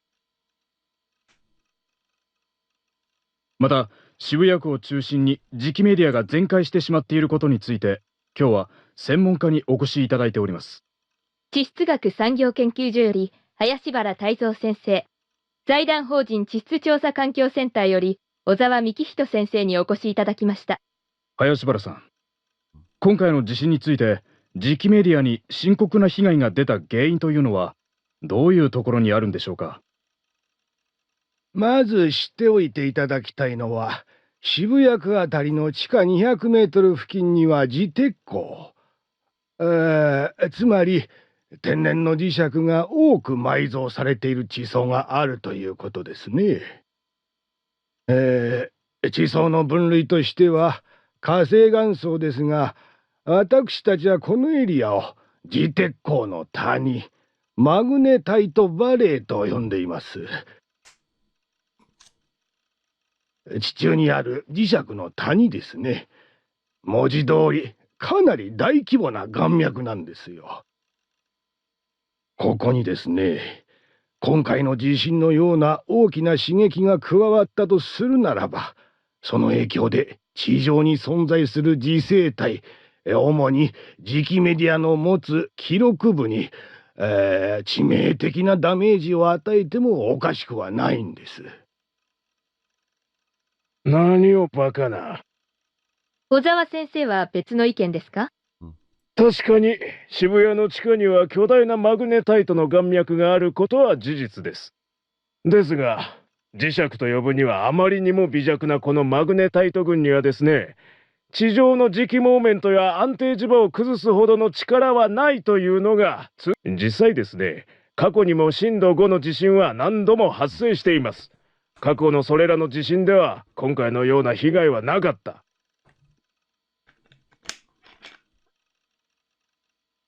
なので、原因は別にあるのではないかと考えるのが妥当だと思います。そうは言うがね、今回の異常な犠牲者数については、ただの地震では片付けられない何かがあるのが事実なわけであり、渋谷にいた人のほとんどが頭痛がしたって訴えていることからも、間違いなく磁鉄鉱が関係している可能性が。磁場ごときで100人も殺せると主張するおつもりですか？それではここで CM です。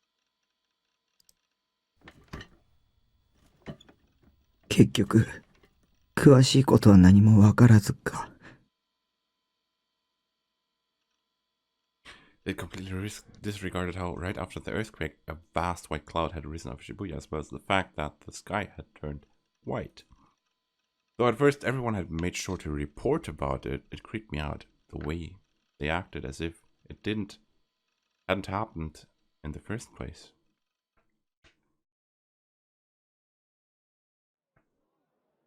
Near of ours entrance to AH General Hospital, there was an area where ambulances could pull up alongside the building and deliver emergency patients. You're searching for a rational explanation to something that isn't rational. No, two ambulances were parked there. The ambulance crew members attempted to carry people who had been wounded in the earthquake into the hospital. The doctor in pale green surgery scrubs and the middle-aged head nurse yelled while instructing them on how to come in. A number of patients awaiting treatment had already sat down in the area around the off-hours entrance, demonstrating that the doctors were having trouble getting to everyone. The patients being born in could be divided into roughly two groups. Those with external wounds had blood flowing from their arms or foreheads, and their faces were screwed up in agony. It was painful to look at them, but their examinations had been postponed. The ones that had been prioritized for admittance were the unconscious patients who had no external wounds whatsoever. This baffling symptom was awfully common among emergency patients who had been brought here as a result of the earthquake. It was a phenomenon that had been witnessed in previous large earthquakes, and the doctors had yet to determine the reason for their unconsciousness. Anyways, see you some other time, Drill. Thank you for watching. We'll see ya. And have a good night. I'm still gonna keep on playing for at least half an hour. Just saying.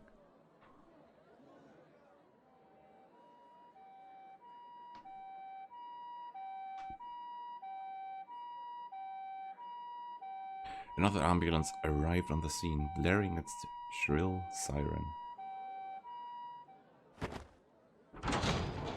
When the doctor asked about the patient's symptoms, the worker who had descended from the ambulance yelled.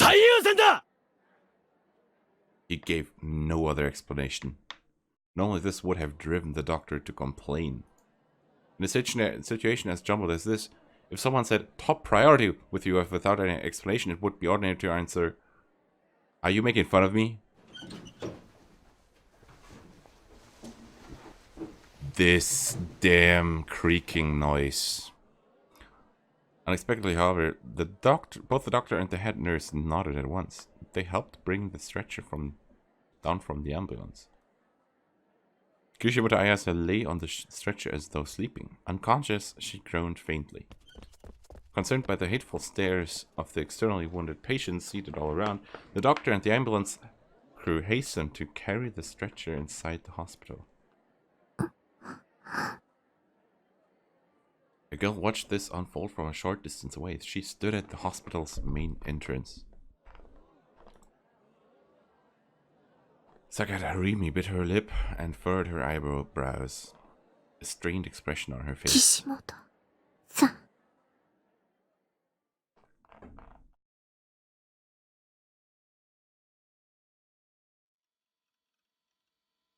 The earthquake concerned me, but I was even more preoccupied with thoughts of Shogun.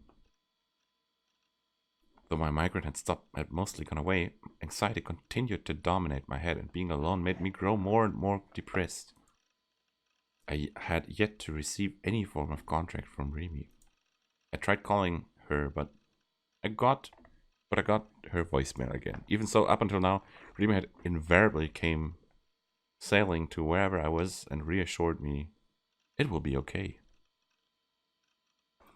Why wouldn't she come over for me today? Hadn't she told me she would always stay with me?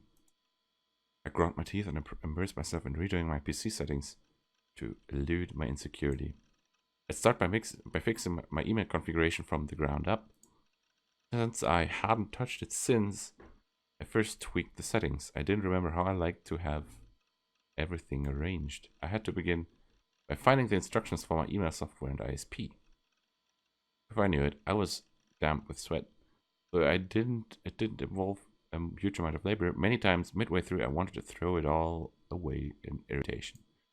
Even so, an hour later, 30 minutes of which was spent searching for the manual, I finally restored email service to myself. I immediately checked my mail.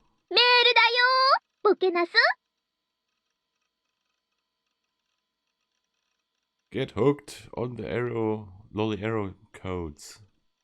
My husband cheated on me. This sounds like my husband cheated on me. This sounds like a scam email. Like one of those "I want to be with you" from a cute girl from a cute girl emails that just want you to click on dodgy websites that give you viruses if you don't have no script activated. Whose eyes are those eyes? From Nanami. Urgent 20-person quota. Yesterday was fun, Shibana. You have been presented with an honorary deposit. Another scam. So great you'll head explode. Another scam. Become friends with me. Yeah, that's spam. Oh. I finally become able to hear her voice. It was a real relief to listen to her. I felt like it all been worthwhile. I had 8 new items in my inbox. Pretty much all of them were spam. Mixed in with the spam, there was the mail with the subject line and the sender that caught my attention.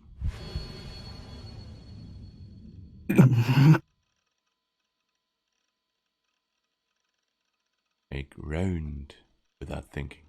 What was this? Was an enemy pulling my leg? If so, that'd make her the lowest of the low. I'm gonna beat her to... No, don't do that. Don't beat your sister to death. That's not good. No, don't do that. Okay, don't do that. The enemy couldn't have emailed me here. She'd never sent me mail to my PC address in the past. A little earlier, even when she'd mailed my cell phone, I hadn't told her my PC email address in the first place. The convergence of multiple coincidences. Had it just sort of happened? Nanami was quite a common name. Even the phrase, Those eyes, all those eyes, was incredibly popular now. You'd see it getting used all over the place. There was nothing weird about it getting used as the title of a spam email. For the time being, I decided to read the contents. 結構な長文だな。さっきはチャットで話ができて楽しかったよ。ちなみに送信者の名前はダミー。僕の名前は将軍だよ。え？ Shogun, you mean? 将軍が僕のメアド知ってるはずが。But what if Shogun were recording my thoughts? Extracting my email address might be easy as pie for him. 嘘でしょ? I had fun chatting with you earlier. By the way, the sender's name is an alias. My name is Shogun. I'm so glad ISN was rescued. I thought perhaps I'd use her as the victim of my next new gen creation. But suicide is fine too. But how very like you, Takumi-kun, to hit a new high score. You've left me in awe. You're truly special. You truly are special. You truly are super special.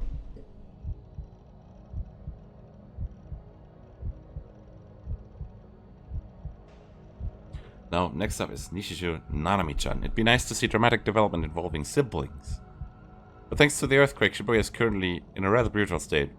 It's up to you whether or not you'll be able to reach a conclusion so touching as to send all that flying away. Hasn't it started becoming a bit troublesome to set off on requests unarmed? You're a hero, so don't want you to get your hands on a hero's. So don't you want to get your hands on a hero's sword? Please look forward to it. As I read the whole message, its intimate tone became conversely terrifying. He's crazy. Oh god. Let's start the Nanami-chan rescue quest. I'd like you to come to the roof of O-Front at 9 tonight. I'm planning to get you on TV, so please be sure to look properly heroic. P.S. on a side note, have you accepted my present? Shit's about to go down. 僕は勇者なんかじゃない。ナイトハルトじゃない。I'm not Nightheart, but are you Nightheart? I'd get murdered right off the bat. I want to run away. Rimi. I had to get Rimi to protect me. Why wouldn't she contact me? Had she gotten injured in the earthquake? But Bismkum hadn't said a thing about it when I saw him. I took my phone in hand and looked to see if any calls or messages had arrived from Rimi. Where the heck was she? I had a start. My phone, email, inbox. At the very top was displayed the mail from Nanami that had reached me shortly before.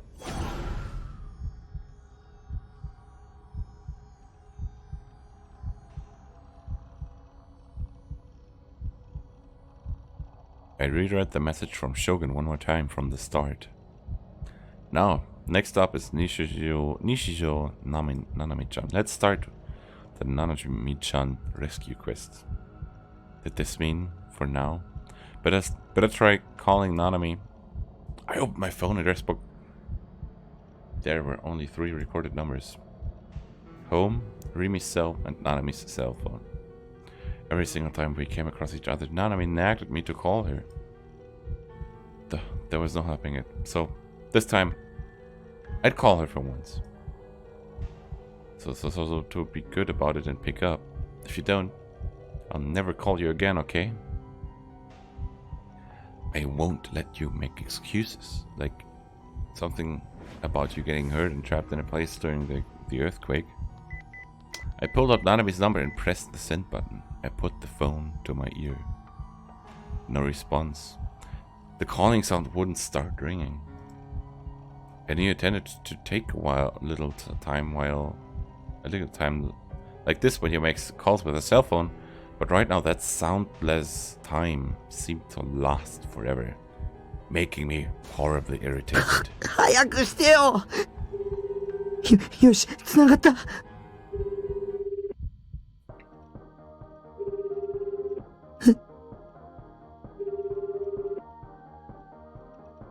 Oof.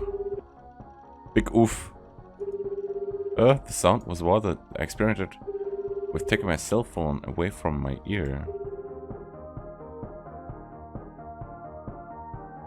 An unfamiliar melody resonated throughout the room. Could this be a phone's ringtone? ChäoS' phone was ringing.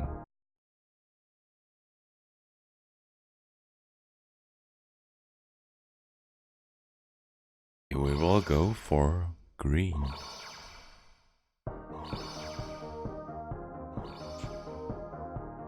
In terms of the timing, no matter how I thought about it, I shook my head. I'd never heard Nanami's ringtone. So there was no evidence that this melody belonged to Nanami's phone. Frightened, I put my phone back to my ear one more time.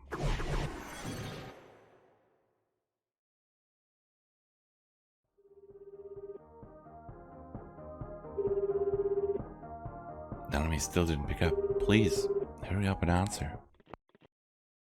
Ah, it connected. ナナミ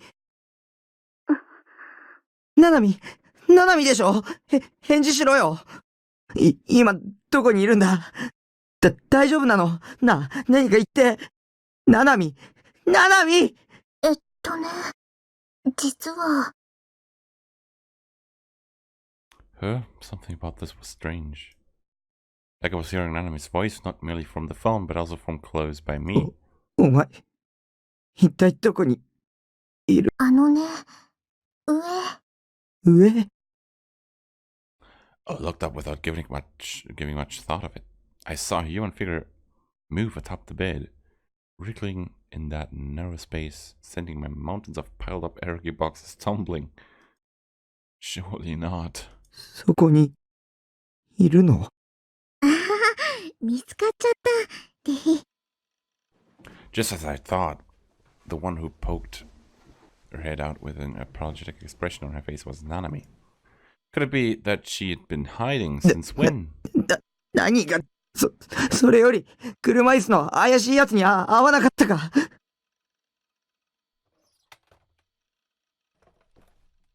I scrutinized Nanami all over as she descended from the bed, attempting to determine where there were any abnormalities with her.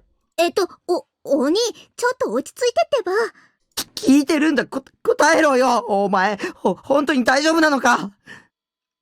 それって、将軍のことだよね。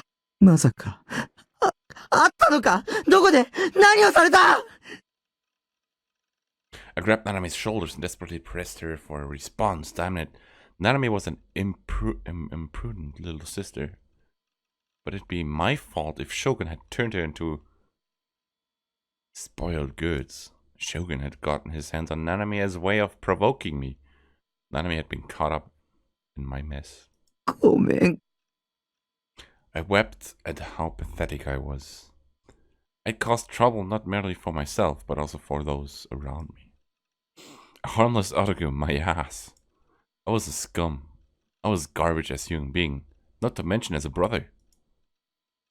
鬼、泣いてるの？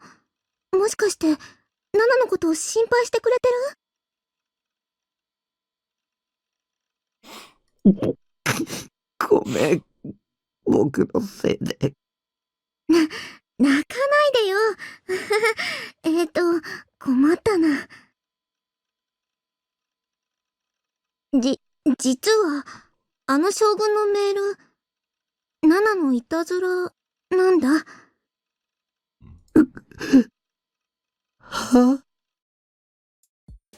I didn't understand what Nanami, sorry, was saying. I became dazed. つまり、将軍ってナナだったの。最初からずっと。お兄があまりにもナナの相手してくれないから、ちょっとからかうつもりで、つい。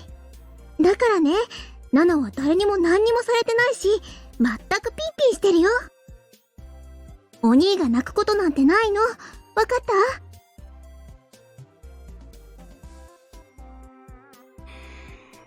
た？ Oh, no. I don't know. お前。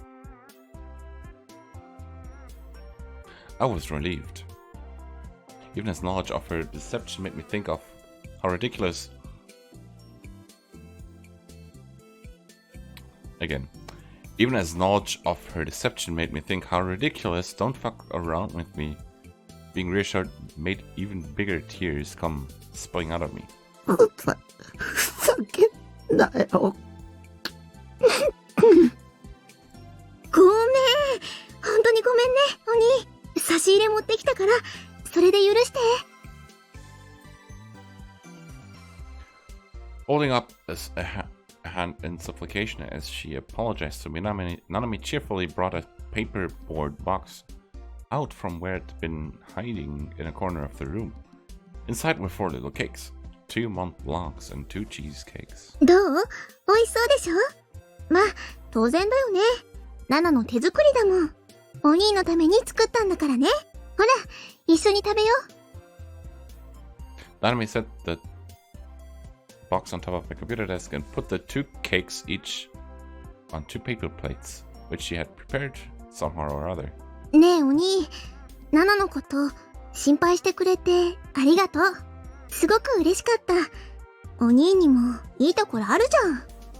泣いちゃったのはちょっと情けなかったけどね。Shut up, you little liar. My pride has gone to tatters from how I had been totally fooled and had to shed tears to boot. What an idiot I was. でも、お兄がナナのお兄でよかった。She smiled at me merrily.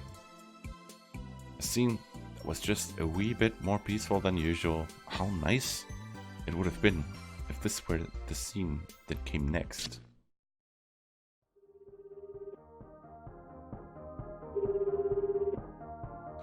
Right, it amounted to no more than a convenient illusion of mine. Even now, Nanami still hadn't answered the phone and somebody's ringtone kept reverberating through the room. An airhead's melody that had stuck in a dark contrast to my psychological state.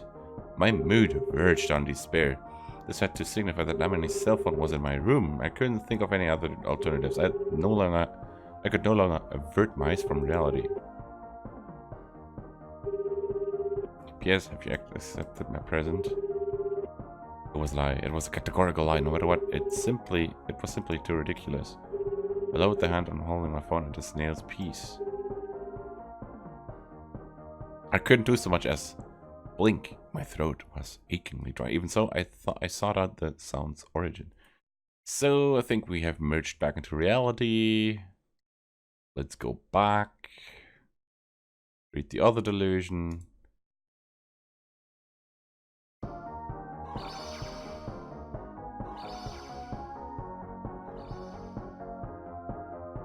I never heard Nanami's ringtone until there was no evidence that this melody belonged to Nanami. Frightened, I put my phone back to me one more time.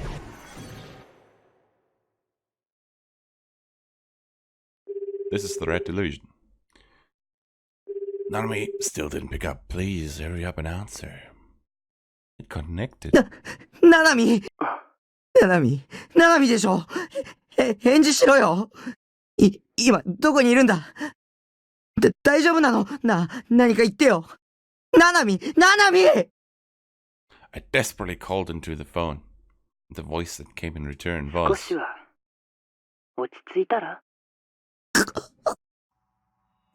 This voice was... Shogun?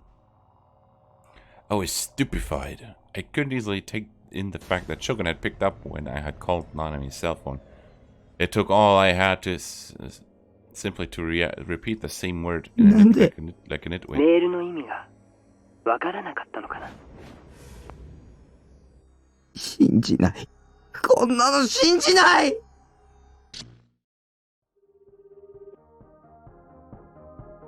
Right, I didn't believe it. That's just how it had been an illusion. A worst case scenario I had envisioned.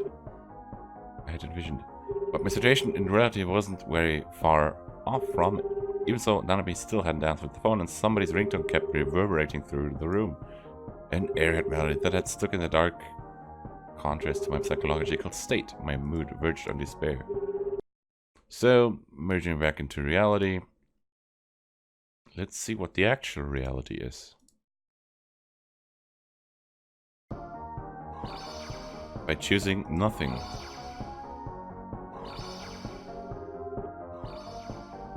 Nanami still didn't pick up. Please hurry up and answer. With things having come to this, I should try calling home. Yeah, that'd be the fastest way. Ignoring the mystery ringtone I'd been hearing all the time, I put first things first and ended my call to Nanami. It got cut off. The mysterious ringtone cut itself off. My room suddenly went quiet. There had been a slight time lag, but I was positive I'd stopped hearing that melody when I ended the phone call at almost exactly the same time. I grew increasingly perturbed. Unsure of how to act, all I could do was look around and around my room. Even if I called it looking around, nothing of what I saw entered in my consciousness. I was just making my field of sight run in circles. My mind had gone pure white. I tried calling Nanami one more time. Maybe this time that ringtone wouldn't start playing, and maybe Nanami would answer the phone. I embraced such thin expectations in my fuzzy head.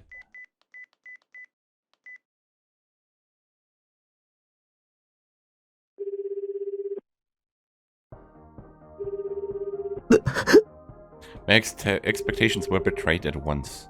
Hardly 2 seconds after I started hearing the sound of my outgoing call, that carefree melody started to ring again. There was no mistake in it. I could no longer continue averting my eyes from reality. Nanami's cell phone was in this room. Why? Had Nanami forgotten it here, or... P.S. If you accepted my present, it was a lie. It was a categorical lie, no matter what. It's simply too ridiculous. I lowered the hand, holding my phone at a snail's pace. I couldn't do as much as blink. My throat was achingly dry. Even so, I sought out the sound's origin. This time, I slowly moved my eyes across each of the items strewn around in this room. I savagely detested myself for having never attempted to tidy up my room. If I kept it organized, I'd soon have known where I was hearing it from. Where the hell was the sound coming from? No! No way. So that Shogun, or one of his subordinates, sent Nanami's phone as a package to Takumi. This box, I heard the melody from inside it.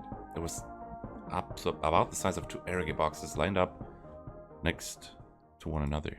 I thought it was a box from an online purchase, but there was no flyer or anything to go with it, nor was there an invoice mentioning the sender. But it was firmly sealed with packaging tape. Had there always been a box this large sitting over there? It had fallen off my bed in the earthquake. Yeah. I'd never seen this box before to begin with. If it were something I'd ordered, I'd have opened it as soon as it arrived. If it were an auction item, I would send it off as soon as I taped it closed. It occurred to me that perhaps Nanami had brought something for me in it, but I had no recollection of her carrying a present over in a cardboard box like this. In short, during the span of the hour when I'd gone to school, someone had come here. Shogun, I'll send you a present. I'll be delighted if it pleases you. The pulse in my chest grew violent. I hastily double-checked the padlock on the door. A chill ran down my back.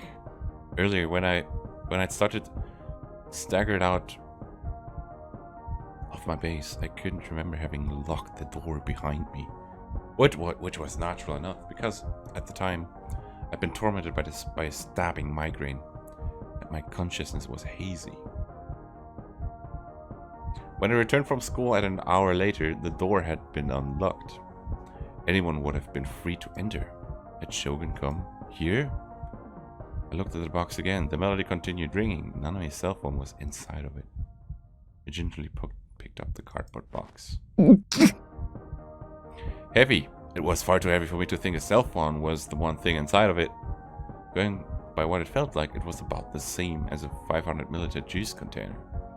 I hesitated to open it. I had an incredibly bad feeling. こんなの開きたくないよ。 But I couldn't come up with any other way to deal with it other than opening it. Besides, I was worried about Nanami.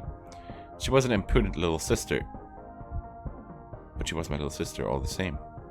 Nanami's cell phone was inside there. Or to put it differently, someone had taken Nanami's cell phone away from her. Let's start the Nanami-chan rescue quest. So Shogun had written in his email. I looked at the clock. It was 7:30. Another hour and a half left until designated time. Nanami might be in danger.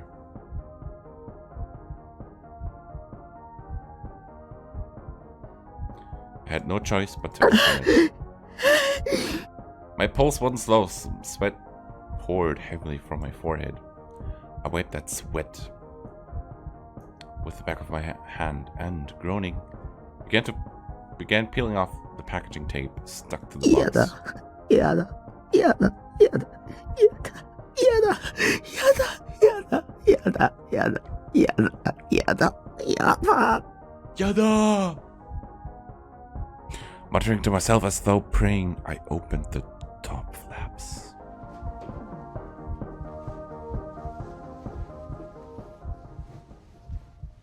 Inside it was a lump wrapped in aluminum foil. Styrofoam peanuts were neatly stuffed in there alongside it. I peeked it in timidly, but I couldn't spot a phone.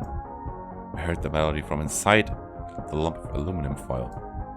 Sweat entered my eyes, making them sting. My whole body had gotten soaked in sweat without knowing it. I had had enough. Why was I the only one who had to end up like this? I was on the verge of voicing my gripes. I sought words of deliverance from Seiratan, but she wouldn't say anything to me. A whole range of delusions were swirling around in my head, on the brink of exploding, to the point that I couldn't have imaginary conversations with Seira. The heightening of my emotions made my nerve endings seem about to burn apart.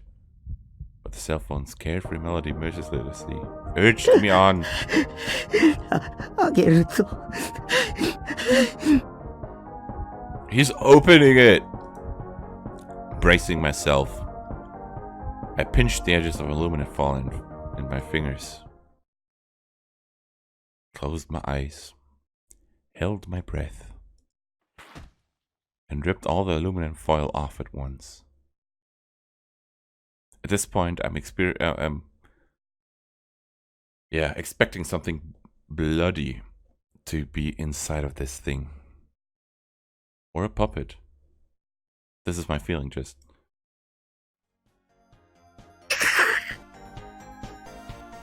I heard the melody more clearly now. I was afraid to open my eyes.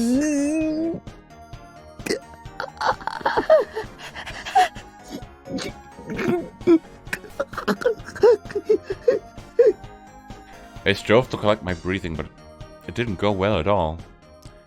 I would be okay. It was fine. There wasn't anything bad there. It was probably a prank by Nanami anyway. No doubt Nanami would come in the room sooner or later saying, "Yay, I got you," with a smile. Yeah, that had to be it. I couldn't consider anything else. If so, I'd scold her with all my might, and I'd never listen to things she said again. Right. Tell me that's how it is, Nanami. I couldn't stand to close my eyes and keep on gazing at darkness any longer. Being unable to see, it had the opposite effect of making me envision only awful delusions. Which was why I softly opened my eyelids. I saw it. What lay there was a hand. A slender, cleanly severed hand.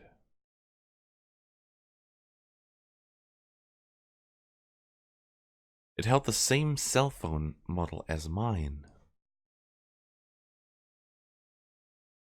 On its wrist, it wore. へえ、かわいいバングルじゃん。じゃあさ、これナナにちょうだい。ひひ、お兄、どう？似合う？ Fuck. A bangle, Hell's yellow leather band, had gone scarlet.「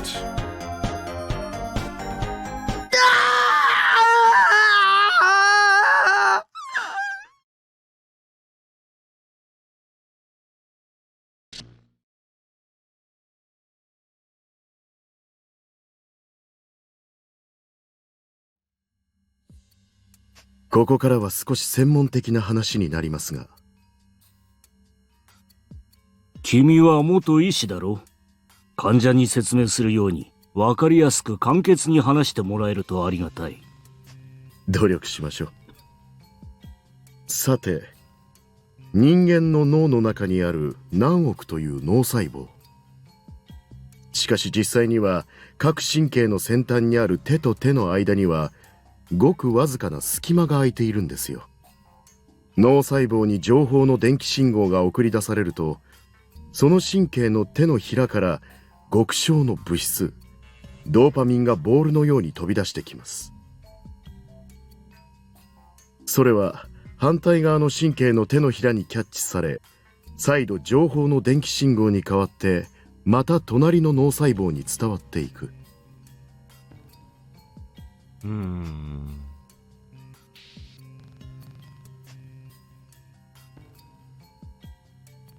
脳の構造は簡単に言うとその繰り返しです。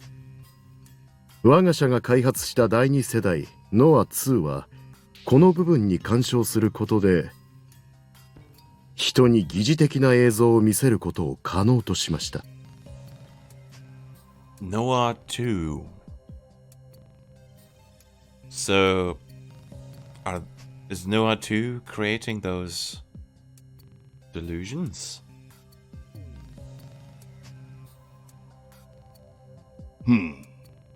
ホログラムのようなものか。あるいは幻覚かな。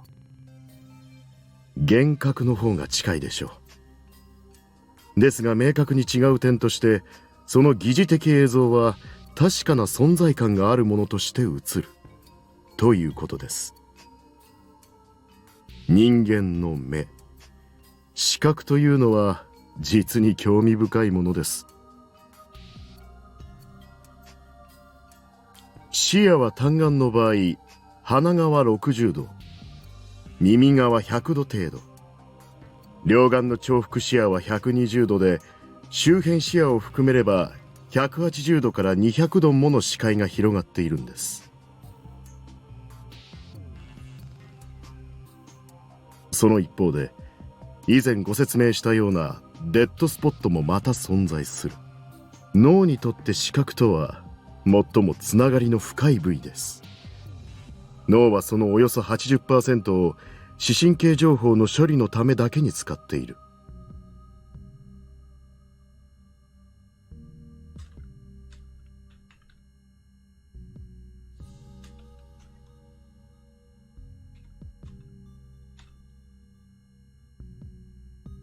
その点については300人委員会も注目しておる。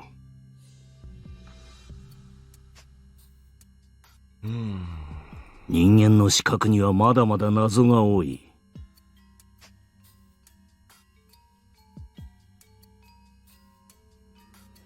Much is still unknown about the sense of sight. 世界中で研究テーマとして上がっているものだけでも1000以上に及ぶからね。Shout out to Davixa and Silizard. Great to have you here.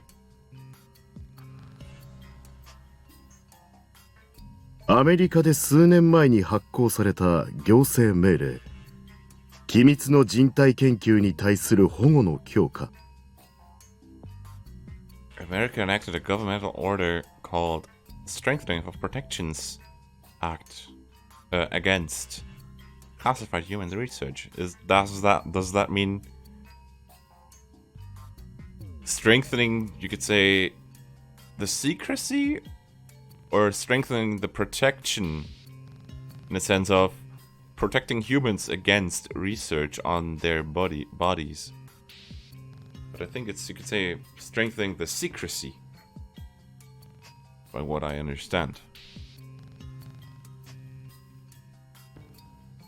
というのは委員会による圧力ですか？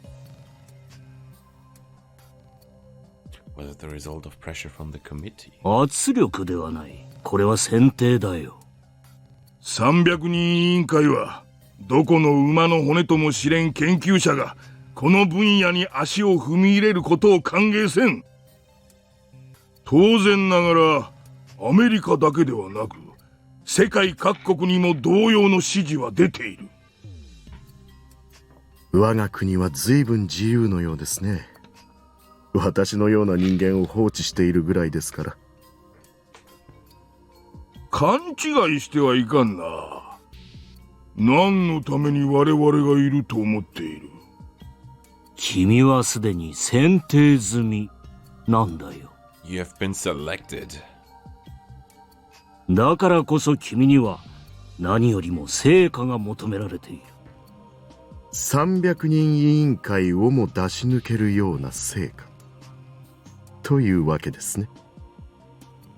うかつな口を聞くなと言っておる。今はまだ我らの真の目的を誰にも悟られてはならない。So they're trying to preserve secrecy in a sense.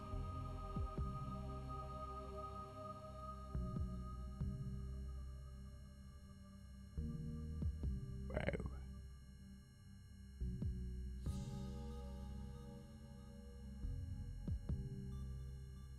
たとえ委員会に対してもね。これは失礼。説明を続けたまえ。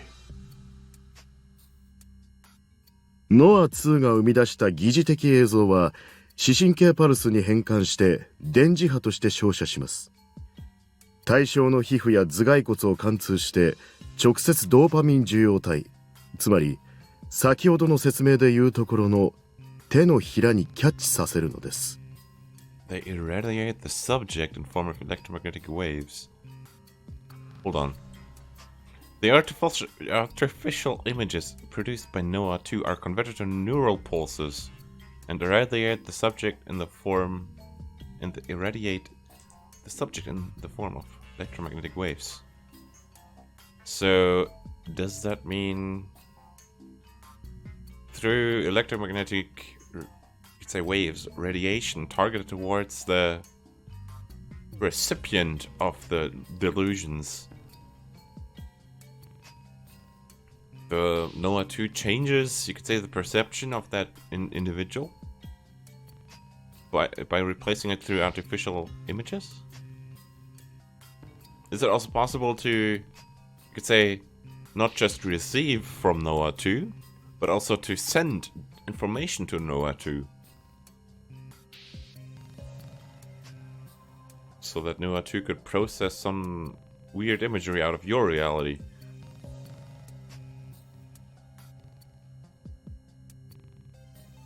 They pass through the exposed subject's skin and cranium and are caught directly by dopamine receptors, the palm of the hand I mentioned earlier. そしてデッドスポットへと最終的に落とし込まれる。特に G レートの高いエリアの人々は空中の映像パルス信号を敏感にキャッチします。混乱した脳はその疑似的映像を現実だと判断することになります。これが人間の視界の中に無から有を作り出すメカニズムです。Do we remember what the abbreviation GE stands for? I have kind of forgotten. This is the mechanism by which we create something out of the nothingness in human vision. ノア2を用いれば街中のどこを見ても先生の選挙ポスターだらけなどという芸当も容易というわけです。ただしあくまで人々のバイオリズムが高い状態であることが条件ですが、 Biorhythms must be in a heightened state. 幻覚によって意志を誘導するか。沈黙の兵器とシステムは同じというわけだね。条件さえ満たせば対象の見ている世界を自在に書き換えることができる。それはギガロマニアックスと同等の力ということか。Gigalomaniacs。その通りです。ノア2は機械仕掛けのギガロマニアックスと言ってもいいでしょう。理論値通りに稼働を始めればギガロマニアックスたちと同等、いや近い将来それ以上の能力を再現できるようになります。Holy。だが効果の有効範囲はどうなっている？電磁波は垂れ流しなのかね？それでは汎用性という点がおろそかになる。我々は無差別な洗脳を望んでおるわけではない。対象は選定できなければ無意味だぞ。ご心配なく。そのために機能因子を用意してあります。モニターをご覧ください。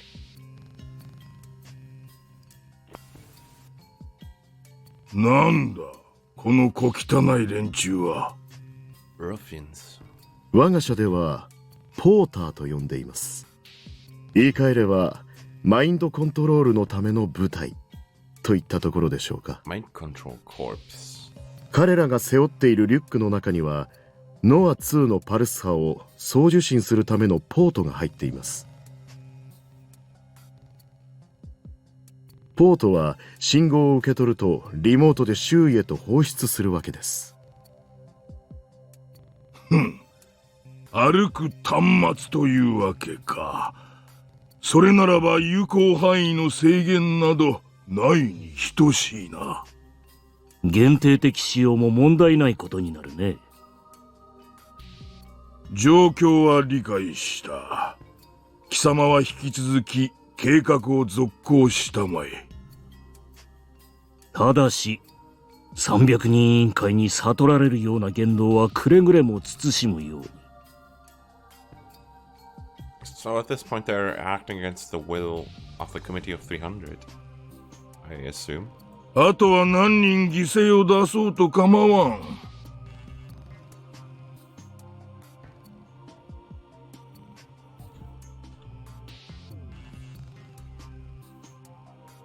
ご理解いただきありがとうございます。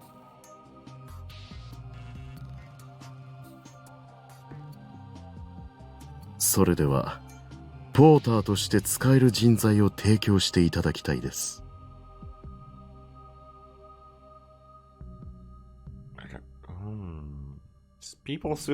手配しよう。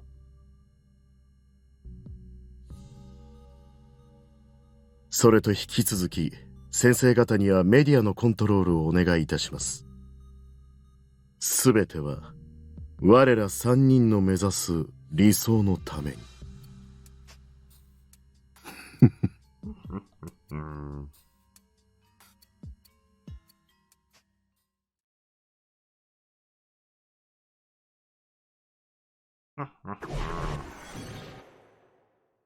Scene change. タッキー。ねえ、タッキー。聞こえてるっしょ？聞こえてるよ、セーラタン。セーラタン。あのさ、もうこのゲーム終わりにしようよ。Aww. Some games just should never end.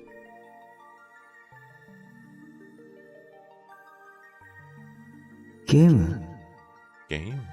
ナナミッチはタッキーの大事な妹だってのはわかるけど、きっともう手遅れだよ。Wow. そんなことないよ。だって腕を切り落とされちゃったらさ、普通出血多量で死んじゃうっしょ。ゲームだったら違うかもだけど。なんでナナミが。もうさ、ゲームオーバーなんだよ、きっと。Such a demotivation here. 早くゲームをやめないと、もっとたくさん人が死んじゃう。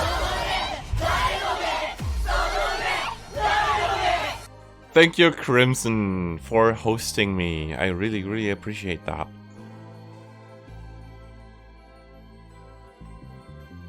Also, from all those that are coming from Crimson stream to mine, thank you for joining. I hope you will enjoy this ride.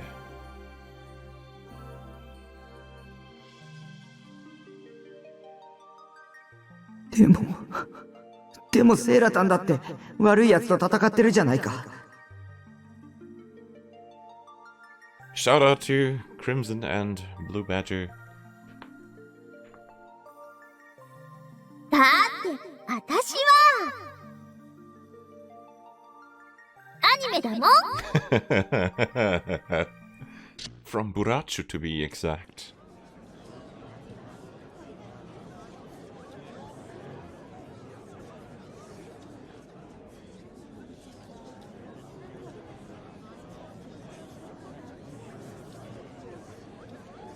I jammed my Seratan figure into my uniform's inner pocket. 助けなきゃ。僕が。I'd taken Seratan with me as a protective charm. Under ordinary circumstances, I'd never carry a figure around with me. If nothing else, there was the danger that it'd get damaged. As an otaku, breaking one of my darling wives was my #1 taboo. But I could no longer afford to maintain that policy of mine. For now, I wanted moral support. I might not even be alive tomorrow, but I took one last peek down at Seratan, whose face stuck out from inside my pocket. By doing so, I somehow succeeded in fighting back my seeping tears. Somebody collided with me from behind, and I staggered.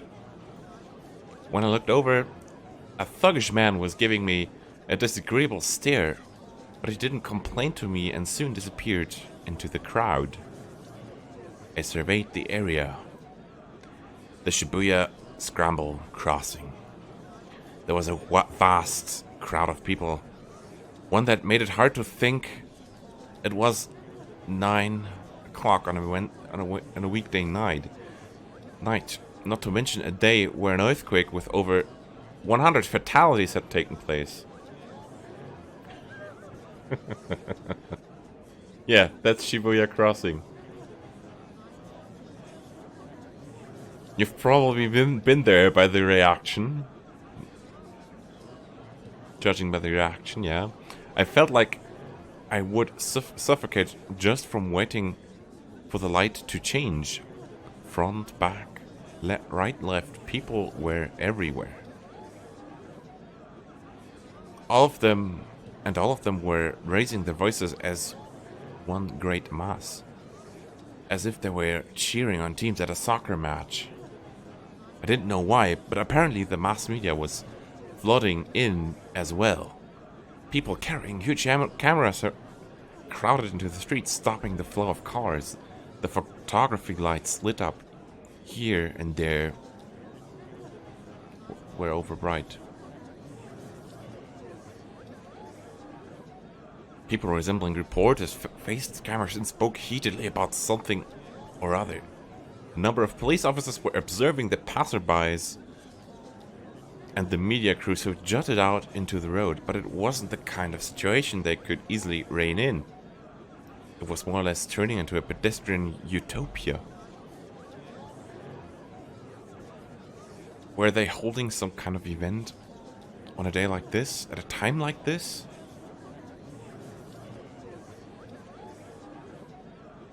How inappropriate, considering that 100 plus people had died.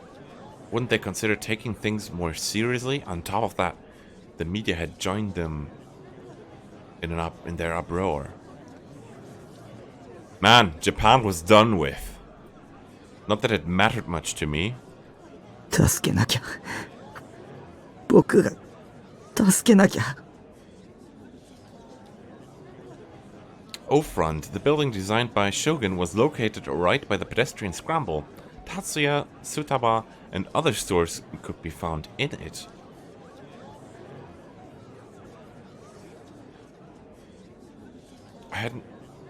It hadn't truly meant to come alone.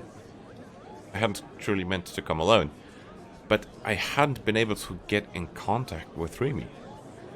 Since it was impossible that the police still wrongly thought of me as being the new gen perpetrator, I couldn't report it to them either. While I thought about doing such things, the time Shogun had set kept approaching, and War for an Enemy started to drive me up the wall.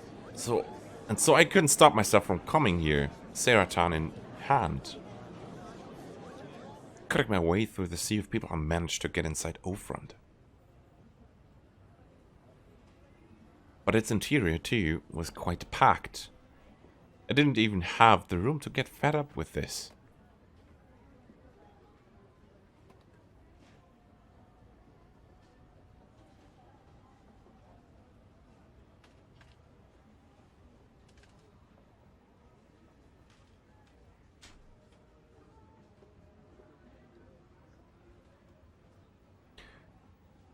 The only things my head had been filled with were prayers for Nanami's well-being. I took the escalator to the upper floors.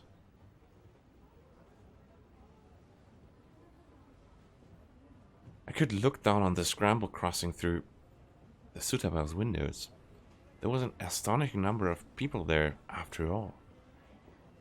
Furthermore, all of them were waving or bobbing up, making little jumps, and the countless black heads undulated. Hold on, it was clearly brighter here than when I'd been down there. It was enough to make me wonder if all the spotlights were aimed in my direction. Each time the escalator carried me to a higher floor, my heartbeat grew more ferocious. When I took out my cell phone to see the time, it was a minute past the promised time of 9 o'clock. If Shogun got pissed off by this and killed Nanami, the thought of it made me go cold. And I sprinted my way up the escalator, pushing aside the customers ahead of me.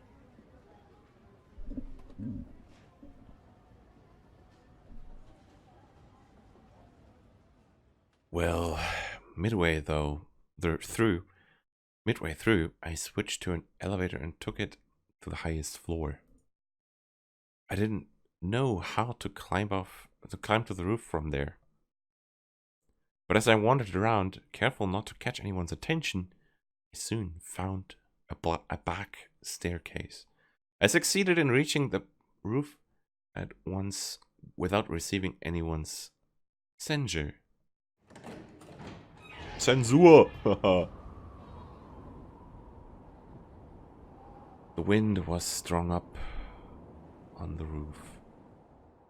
A terribly lukewarm wind, given that it was nearing the end of October. I soon realized it wasn't a natural wind, but rather air expelled by the outdoors portion of the air conditioning system.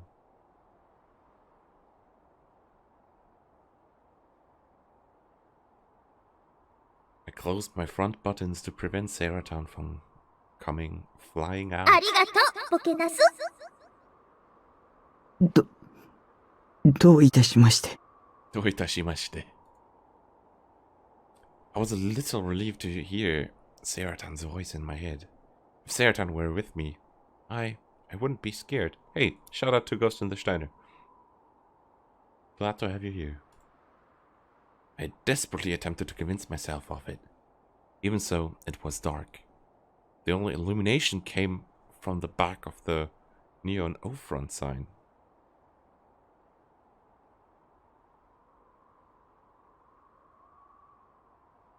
In contrast, the neon of the surrounding buildings was too bright, making it hard to see. Even if someone were hiding in the shadows, I had a feeling that I definitely wouldn't spy them out. 遅かったね。 That robotic... You could say robotic voice.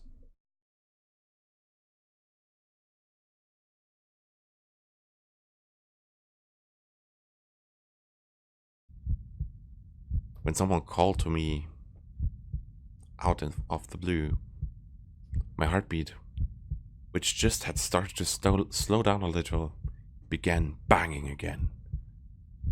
I looked around, but it was too dim to tell where he had spoken from.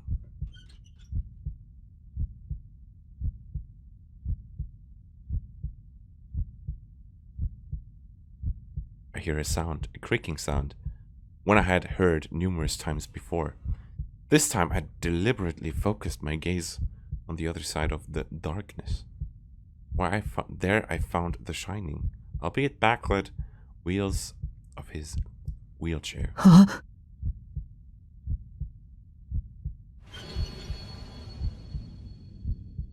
Yeah. Ooh, Shogun. He's coming for us. ようこそ、匠くん。 He voiced my name in a friendly way. The uncanniness of it made me have goosebumps. I didn't want to talk to Shogun.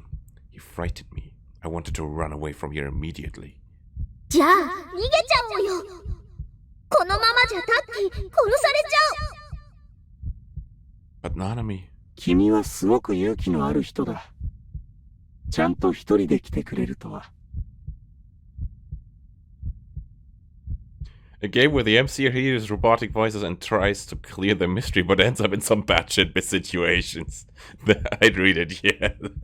That sounds like the accurate description right now. Silly Zard. ありがとう。と言っておくよ。 Hey, this Shogun was strange. He differed somehow from when we'd met before, right? His voice was weird. その声。声なんて、ただの空気の振動でしかないよ。どう聞こえるか、その場の条件によって変わる。そうだろ? Yeah. What was going on? His voice kept transforming. Was he using a machine or something? Did he want to conceal his identity from hiding his voice? By hiding his voice? But why now? Besides, I didn't understand what he was saying. タッキーを混乱させようとしてるんさ。油断しちゃダメ。誰の言葉も信じちゃダメ。 You mustn't believe anyone's words. Yes, Seratan is right about this. The things Seratan tells me are always the most correct. His waifu is telling him the correct things, you know? Better think about stuff like that when you're choosing your waifu.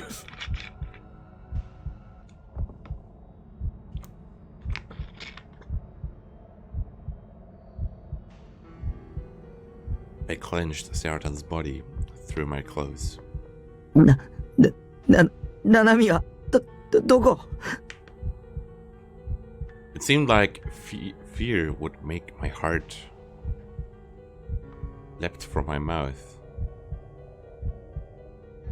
Even so, I frantically forced my voice out. I thought things like this occurred only on TV or in games. ナミはもう死んだの? ダウト。だって手首ちょん切られちゃったんだよ。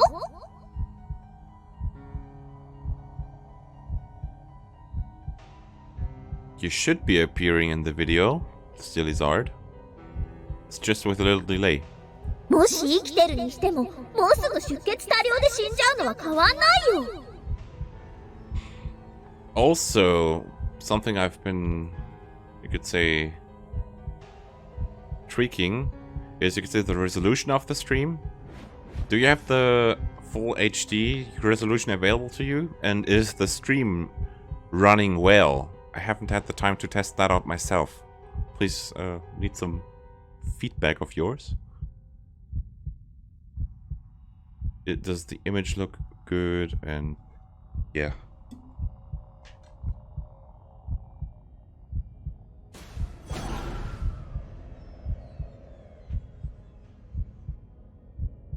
Tears fell.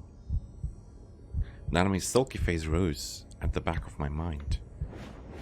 She'd been insolent. Frankly, she'd been a pain. Despite that, I was so grief-stricken. Sad enough that tears could come out. ナナミは僕の妹なんだ。僕の大切な。なんで殺したんだ。ひどいよ。死んだと思う。もしかしたら君の家に送ったあの手首は別人のものかもしれないよ。Yeah, but of course, dude, you must have to make it look like Nanami's hand. I'm not sure whether we should believe this guy or not. バングルと携帯はナナミちゃんのものだとしても、手首そのものは別人のものかもしれないっていうこと。Still, he must have gotten a hold of Nanami to get the cell phone and the bangle. He might as well made it easy. He might as well do it the easy way and cut off her arm as well. And send it to him instead of cutting up someone else's arm and sending it to him and putting all the Nanami stuff in place. Nanami is alive? 信じちゃダメだってば。君が見事クエストをクリアしたら、ナナミちゃんは返すよ。生きているナナミちゃんを、ね。Quest. Shogun used that word again. Did he want me to get into it like I was playing a game? But in reality, I'm no hero. でももしクリアできなかった場合、ナナミちゃんは帰ってこない。Haha. Ooh, this is gonna be tough on him. This is gonna be tough on him. His voice abruptly went as cold as a blade. It was pathetic of me to cower in fear of an old man, but he was abnormal after all. He was the true new-gen criminal. だから、僕を失望させないようやり遂げてほしい。君ならできるよ。なんで僕なの？ Why him? 僕じゃなくても、僕なんかじゃなくてもいいじゃないか。君でなくちゃダメなんだ。だからなんで？君は選ばれた人間だから。You have been chosen, just like the other Nozomi guys, apparently. 勘違いしちゃダメだよ、タッキー。あいつの言う選ばれたってのは次の犠牲者として選ばれたって意味なんだから。It's just kind of unclear how the Nozomi guys and Shogun are related, you could say. What do they have to do with each other? Recalling the wretched fate of the victims in the sequence of new-gen incidents, I shivered. 君は今日の昼間のことをもちろん覚えているよね。昼間？学校で君は岸本綾瀬を助けた。Shogun had mentioned the ruckus about Ayase's failed suicide attempt in his email. He must have been watching the hubbub from somewhere. Or else, he was the culprit and he'd used mind control to make her commit suicide. あの花壇のおかげで岸本綾瀬は一命を取り留めた。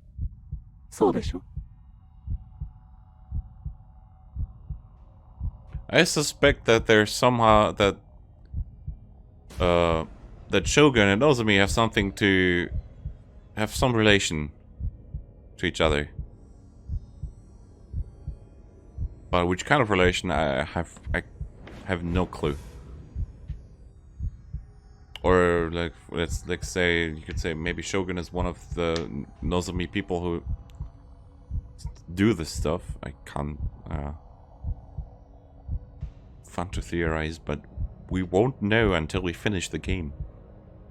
Shogun knew about the power I was supposed to possess.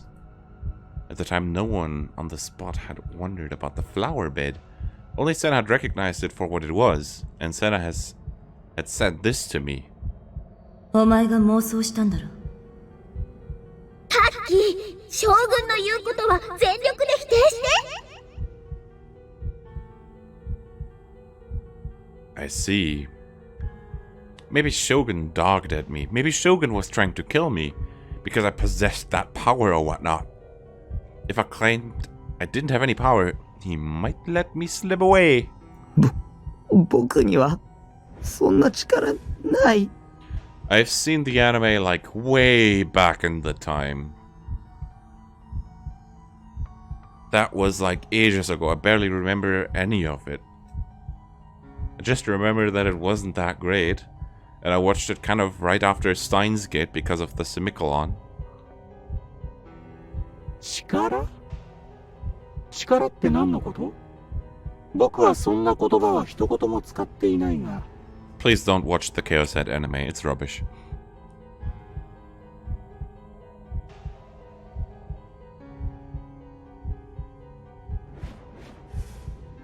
Oh crap. タッキーには力なんてないよ。ただの肝オタなんだよ。タッキーにヒーローの素質なんてないんさ。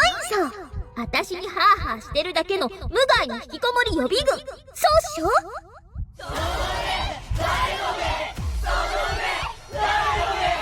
Thank you, Alucard, for hosting. Shout out to Alucard. You don't have any sort of power. You're not a creep.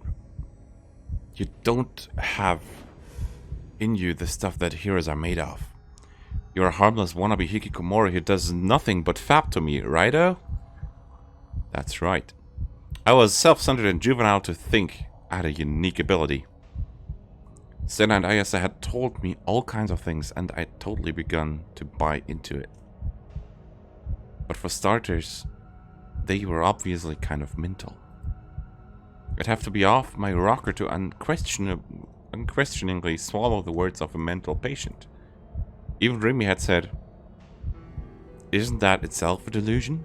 詳しく説明してくれない？あの花壇のこととか。僕がやったっていう証拠はあるの？花壇を何もないところから出現させるなんて、そんなの僕には無理。花壇が何もないところから出現したんだ。他の人は誰もが最初からそこに花壇があったって話していたけど、君だけは花壇は最初はそこになかったってそう認識しているわけだ。So debating the flower bed incident.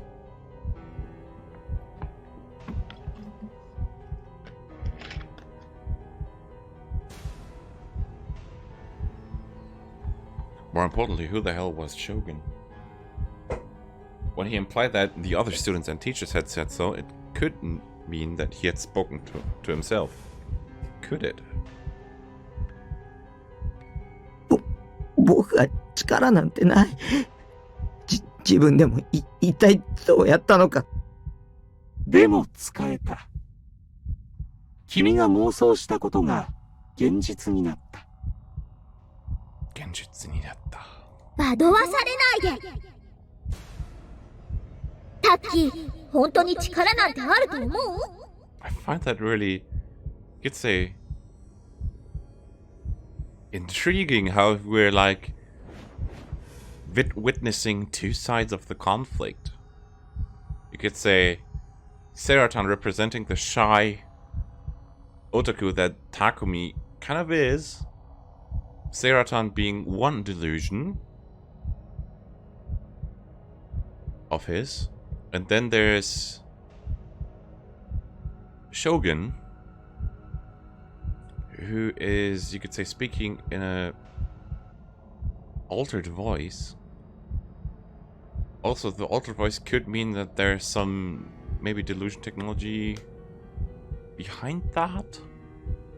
Or do you have two characters that don't seem to be real, talking to the main character, and Takumi has to kind of decide what is reality for him. そんなのアニメの世界じゃん。タッキーがいるのは現実なんだよ。Whether the power he has is real, like Shogun says, or whether the power is not real, like Seratan is saying. ただのことも、アヤセッチが二人に分裂したことも、それらが現実だったって証明できる？ Can you prove that those things, that the flower bed and Ayasechi dividing into were real? Can you prove? Also, that's a reference to former delusions. The anime adaptation is pretty horrible. They made an action anime, which out of a visual novel that was originally a thriller, you could say murder mystery visual novel.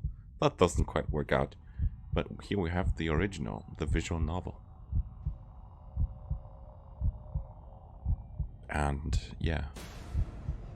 無理っしょ？無理っしょ？分裂したアヤセッチの体に触った？ Ayasechi. You could say the masterpiece of translation. Ayase is the character's name. Chi is probably some kind of suffix, but if you write it like this, ichi, that means something entirely different, I think. At least the ecchi is kind of an arrow-esque term. I hadn't touched her. I hadn't put my anywhere near her to continue in Twitter memes.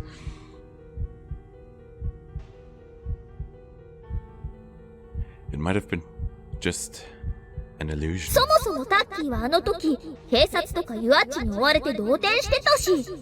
Yeah, she's actually pronouncing the chi suffix.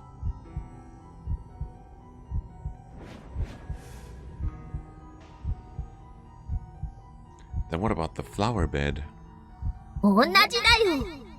花壇は最初からそこにあった。タッキーはリミッチを探してあそこへ行った時、頭が痛くてフラフラしてた。アヤセッチが落ちるまでにはっきりとそこに花壇があることを確認した？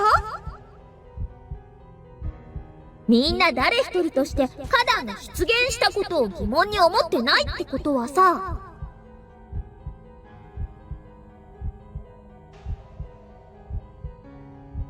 逆に言えば最初からそこにあったから疑問に思わないってことっしょ？タッキーが間違えてただけなんだよ。But we know it wasn't there from the start. 将軍の言葉に惑わされちゃダメ。花壇は最初からそこにあった。I repeated what Seratan had said. 最初はそこにはなかったって思い込んでたけど、記憶違いだった。僕の脳内での妄想だよ。だってみんなあそこには花壇があったって言ってるんでしょ。言ってるんでしょ。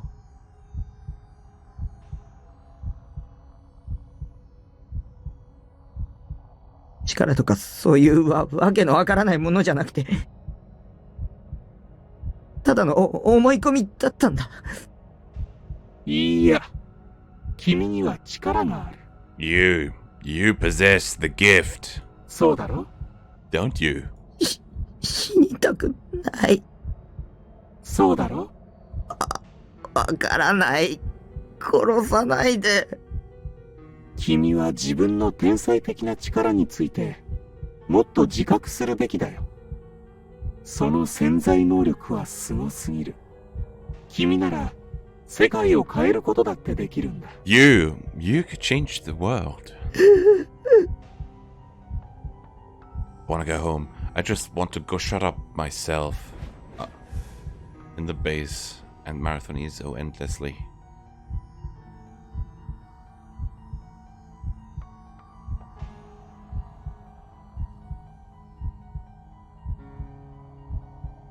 I want to look at Serotan's figures. Until I can't stop grinning. And I want to keep watching Borachu over and over.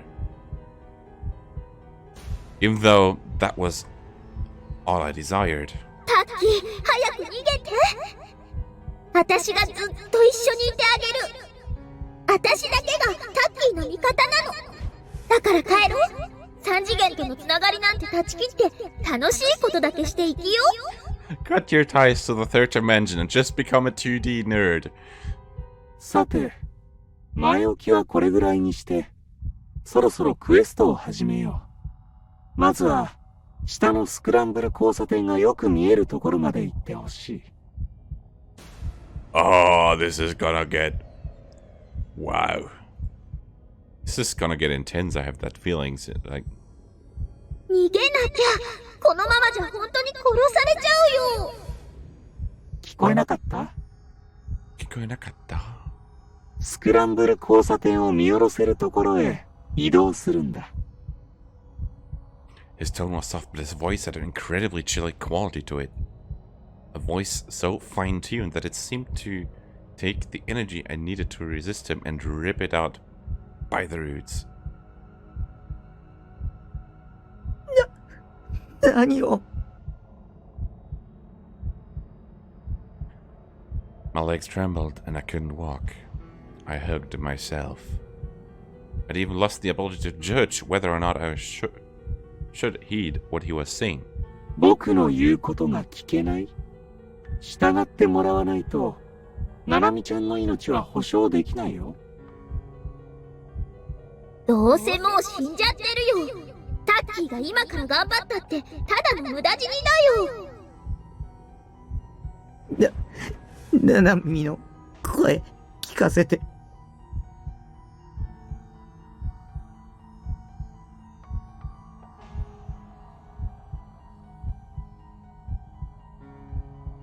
That's actually something I've been thinking about as well, Sulizard.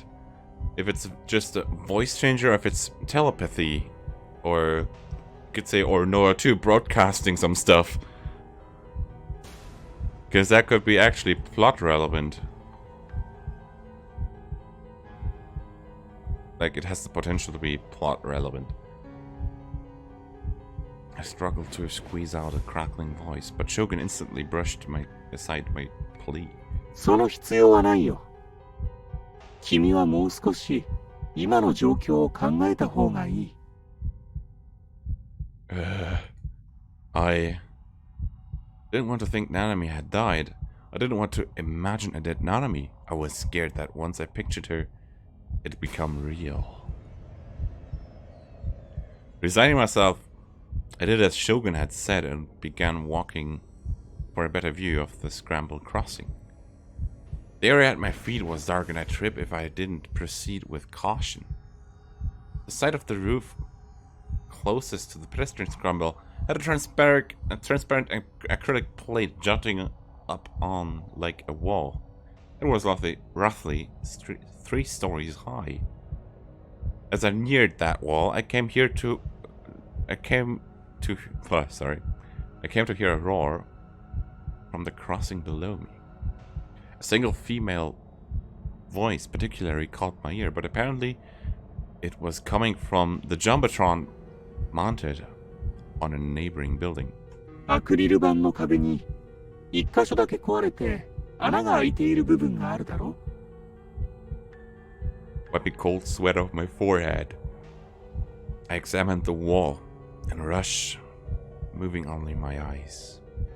One place did have a hole in it, large enough for a single person to pass through while standing. It was shaped unnaturally, as though it had been smashed. Its broken state was evidently the result of human hands. There was nothing beyond the hole, of course. A sheer cliff straight down the concrete 8 stories below. そこから顔を出して、下にいるギャラリーに挨拶してあげて。What? What did you... もう一度言おうか？その穴から身を乗り出して、下にいる人たちに手を振ってあげてほしい。Just stick your head through it and wave hi! Sorry. ほら、あいつタッキーを殺す気なんだって。 My breath caught. Was this how he had made 5 people jump off? It was as Saratan had said after all. I had no option but to die as well. I had to jump from here. そんなの嫌だ。拒否すれば、ナナミちゃんは死ぬよ。Refuse and Nanami-chan will die. Okay. Clearly Shogun does not intend on doing good stuff with Takumi, so there must be something behind sticking your head through this hole and waving at the people. 従えばタッキーは死んじゃうよ。 What was I supposed to do? I thought about taking the best possible course of action, but delusions of the worst case scenario for all kinds of potential patterns churned around and around in my head. And I couldn't get my brain working properly. Save me, somebody! お兄のバーカ。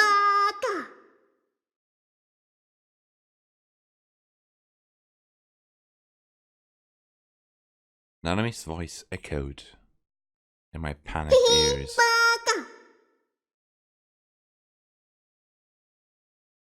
Nanami flickered before my eyes, smiling and gesturing casually.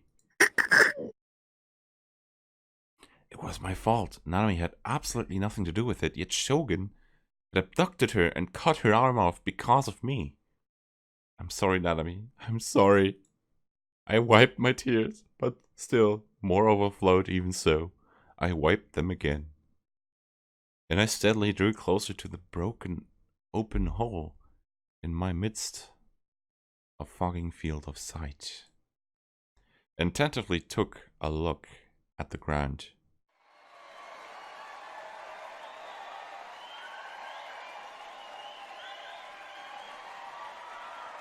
Without any warning, a huge cheer burst up, one that resembled the rumbling of the earth.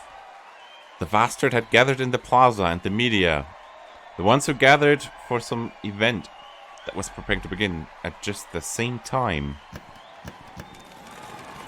An onslaught of dazzling light hit me. I automatically narrowed my eyes and turned my face away, which brought the Jumbotron on the building next door into view. And without any room for doubt, the thing projected there was...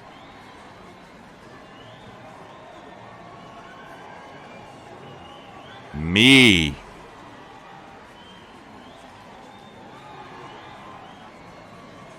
What the hell? Reflected on the Jumbotron screen, my face was sloppy with tears, and I had my mouth half open like a dumbass. On top of that, my back was hunched. At first I thought it was a hallucination. Next I had chills, thinking it was a recording of me that had been secretly filmed somewhere. Going further, I began to suspect a film Shogun had taken of my thoughts was being played back there. At last, I realized that it showed me here in this place, at this very moment. The live video running on the Jumbotron even came with sensationalistic taglines.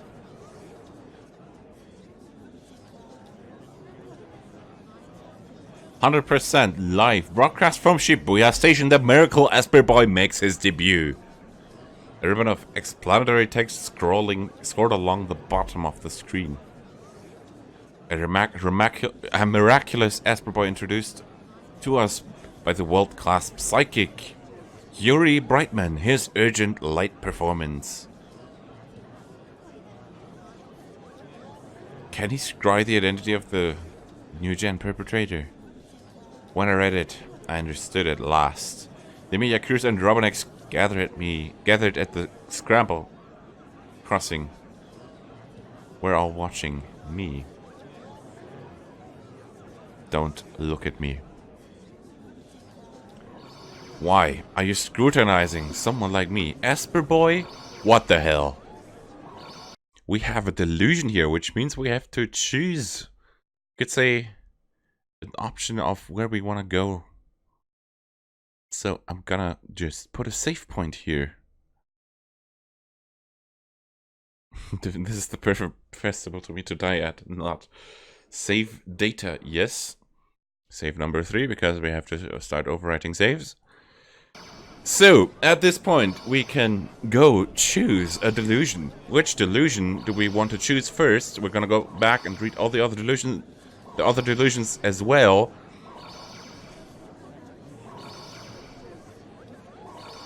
Oh, never mind. This is the delusion we're supposed to skip due to the bad ending. Shall we go for the bad ending, since I still have a save point? So according to the guide, I must skip this delusion to get the bad end and then answer a couple questions. Let's try the bad end first. Bad end. Do you all understand what kind of day it's been? An earthquake occurred, man. Magnitude 5. Over 100 people died.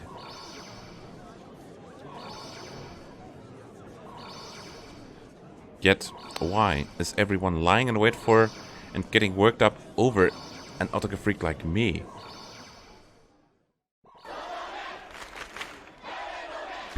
So no me, dare no me.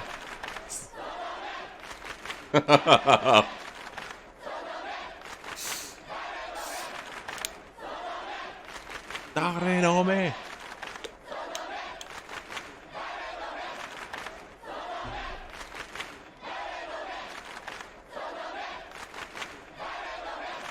Meme review. Meme review. No, sorry.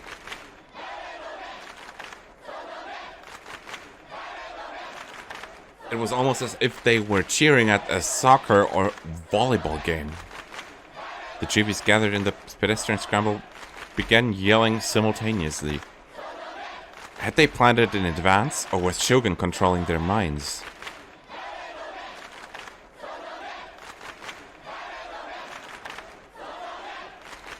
They raised their hands and shouted the same words, not missing a beat. These guys, they're insane. I shuddered. The cheer continued. I could barely hear the high-pitched voices of delinquent bitches weaving through the chanting.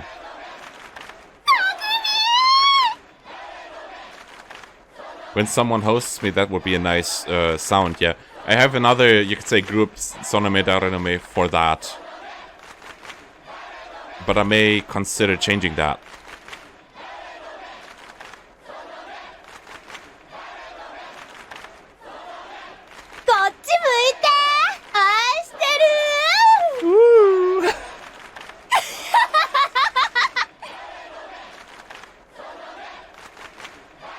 If I listened closely, they were all just mocking me. They were just amusing themselves, guffawing.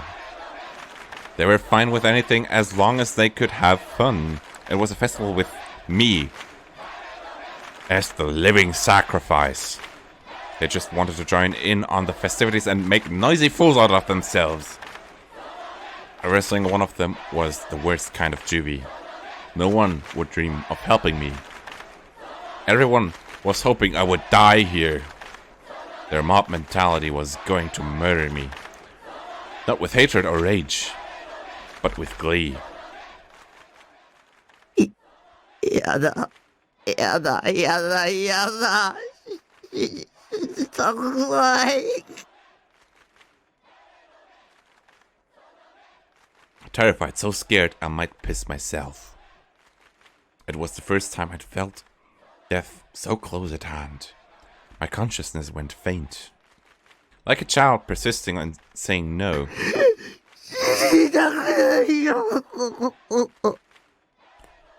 Die! Die! Die! I screamed and cried. The expectation that my actions will get Shogun to let up on me. The expectation that my actions will shake people to sympathize with me and come to help me. The expectation that if I did so, maybe the police would realize I wasn't the criminal but simply a nasty otaku and come save me. The expectation that if I did so, maybe my parents sitting at home and watching TV would come out and offer themselves up in exchange for me. The expectation that if I did so, maybe Rimi would come riding in on her white horse to rescue me. The expectation that if I'd opened my eyes with a gasp, I'd discover that in truth with this was all a dream.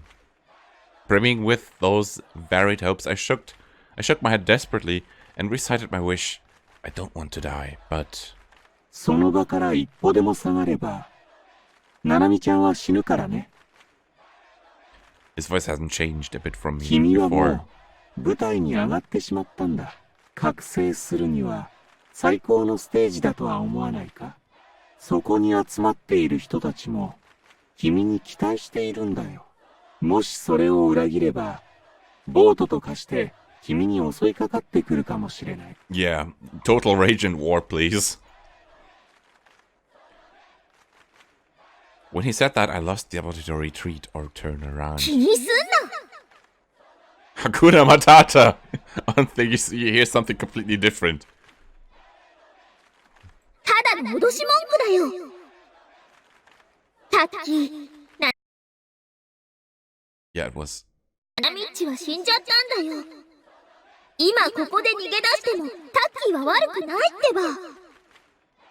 Even if you say that, そこから見える景色に集中してほしい。 his voice was very cool, and yet it gave off a forcefulness that provided me with no room to back down. 君にここでしてもらうことは一つだけ。飛び降りるなんてできない。死んじゃう。誰もそんなことは言っていないよ。 Well, that's not it. Then I don't have to die. 君にはそこから一歩も動かずにディソードを見つけてもらう。 Find your D sword.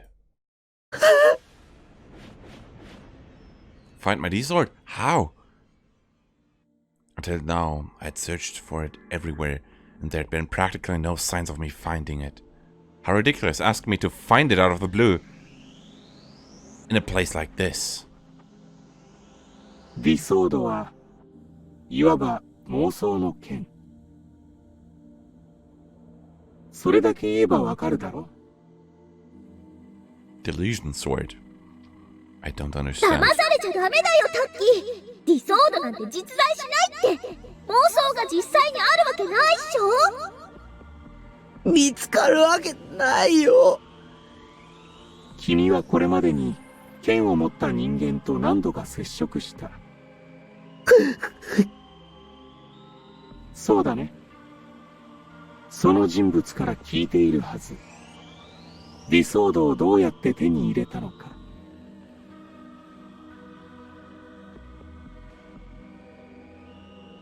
よく思い出して。この剣は命運を握るもの。この剣は嘆きを収束させたもの。この剣は超越した場所に干渉するためのもの。異空間のようなもの。同一次元上にあるもうあるいは妄想。言い方にあまり意味はないわ。唯一確かなの。この剣もその領域に存在しているということ。いつの間にかそこにあった。気づかなかったわ、最初は。でもちょっとだけ見方を変えたら分かった。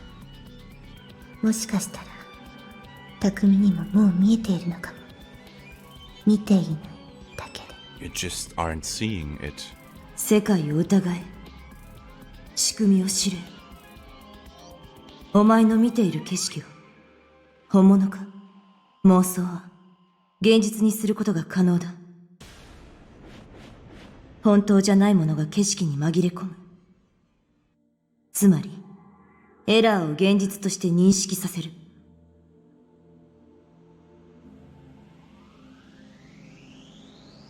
そうだよ。すでに多くのヒントが提示されているよね。君にはもう見えているはず。君の眼下に広がっているその景色の中に。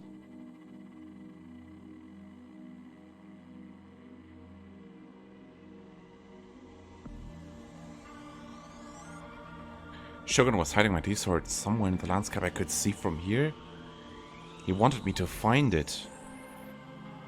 I'm gonna put a save point here. Just for good measure.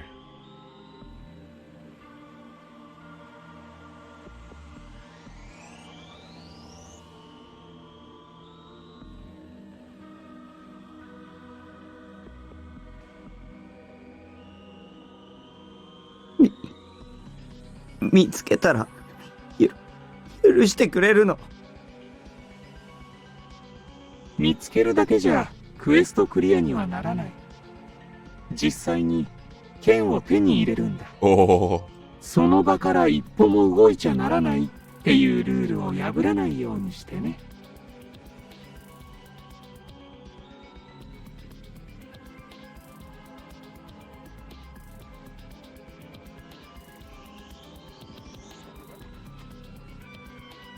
だからあいつは無理難題を突きつけておいて結局タッキーを殺したいだけなんだって。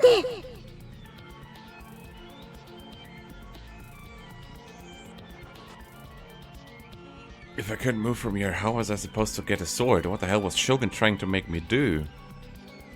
それができないなら、ナナミちゃんの命はないよ。逃げよ、タッキー。お家に帰ろう。But if I take even one step away from here, you'll kill Nanami. I'd rather believe him. だからナナミッチはどうせ助からないってば。It said I could save her. あいつの言葉を信じるの？嘘ついてるかもしれないよ。I strained my eyes. Due to the radiant light from below, it was hard to see what lay far away.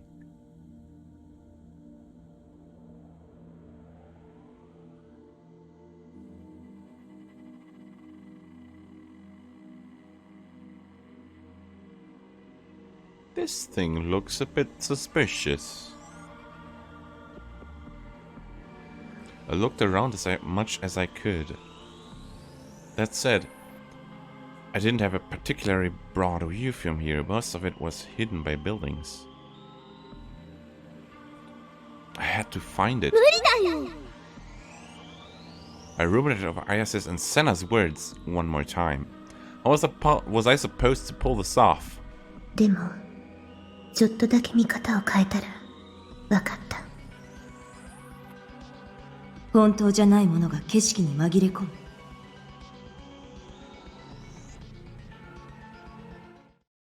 Right then, I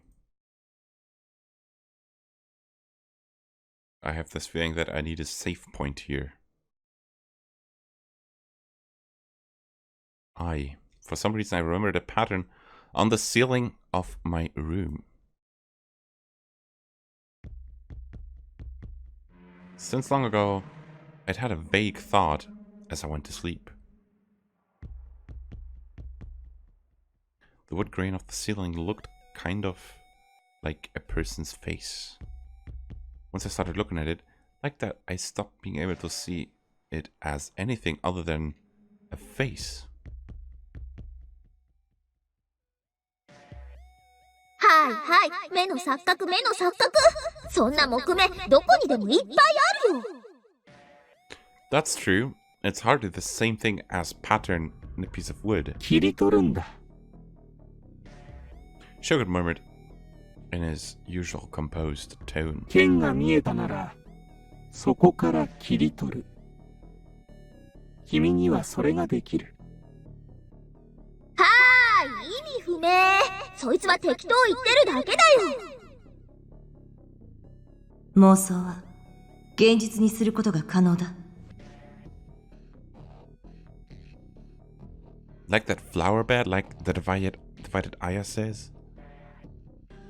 But the last time I tried to make my fake D-sword materialize as the real thing, nothing had happened. I turned my face from side to side once more. I tried surveying the tableau I could see from here.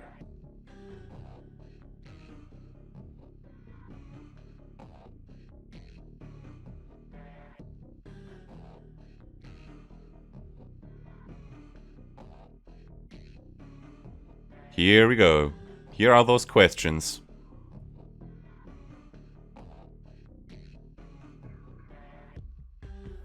I saw a sword.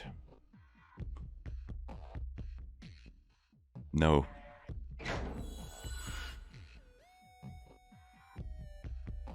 I saw a sword-esque object. No.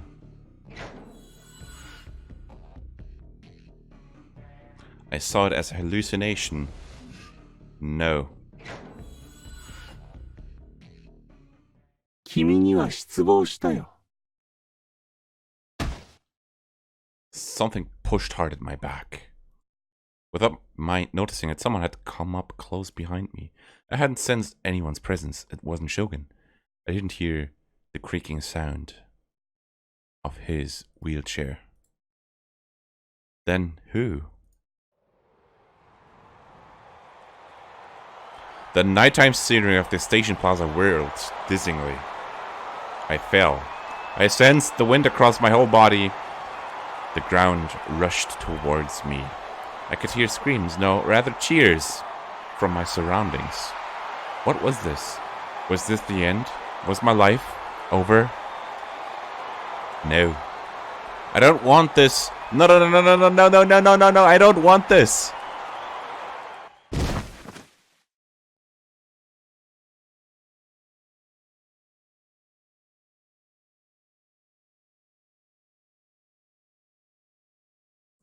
Here we go. This was the bad end. Now we're gonna load again and choose different answers to keep ourselves on the good road. I saw a sword. Yes.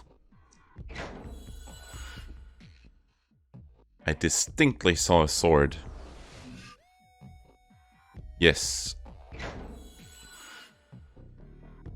If I could move from here, I could go take it. No. You can see that sword from places other than here. No. It's not actually a sword. Yes.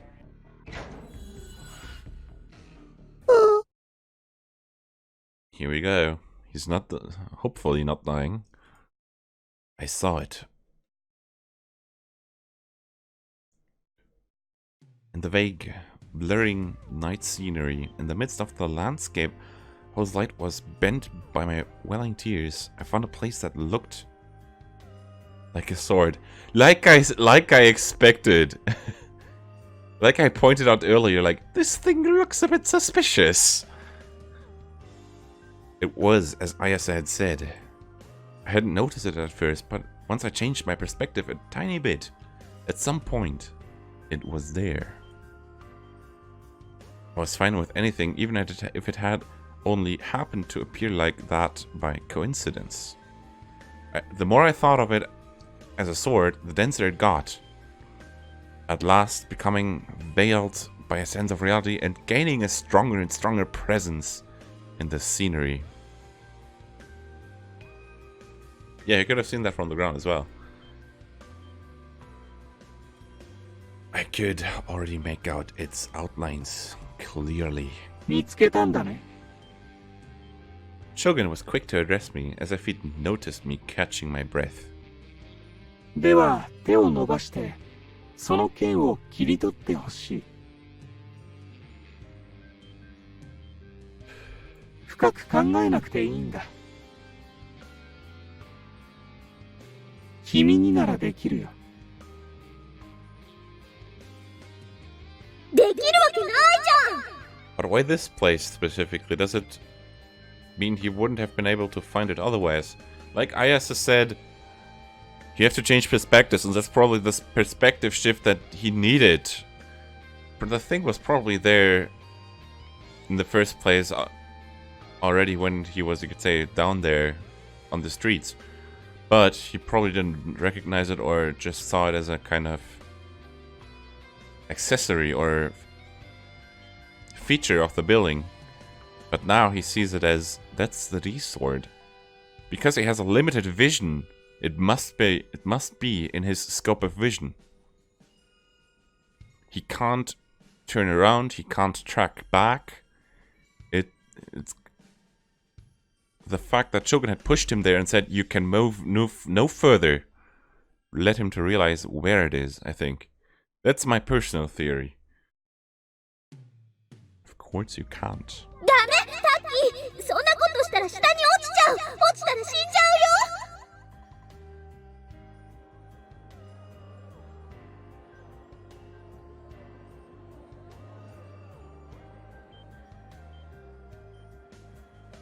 But let's say he has never been in Shibuya, but let's say Akiba, would he have never been able to find his sword? I can't answer this. I have actually no clue. No mention the medical brigade had arrived yet. It was the same as this afternoon. The response times were too slow. Which was only to be expected. That just showed how intense the casualties from the earthquake at noon had been. 切り取るなんてできないよ。固定観念にとらわれたらダメだ。最初からできるわけがないと思っていたら何もできない。常識を捨て去ってあるがままを見ればいいんだ。君には力がある。世界はその力に応えてくれる。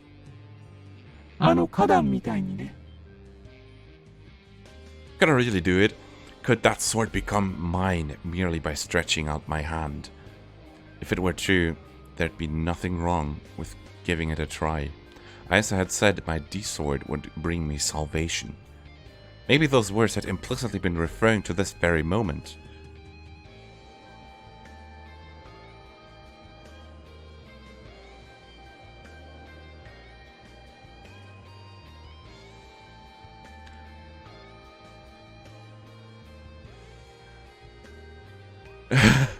The Automod blocked the term D-sword. What the... So, but I just... Yeah. That's weird. Weird Automod. Maybe those words had implicitly been referring to this very moment. I would obtain my sword and clear the quest, and Nanami would come home unharmed, and Shogun would stop interfering with me. Celizard has said, or maybe it's only manipulation because he personally impossible for him to find his D-sword if you don't see it in his vision, like he believed it was an actual sword he had to find somewhere. I'd go back to the peaceful lifestyle I'd led up till now. そんなに都合よくいくと思う？将軍があっさりタッキーを見逃すって？だって相手は10人も殺した連続殺人鬼なんだよ。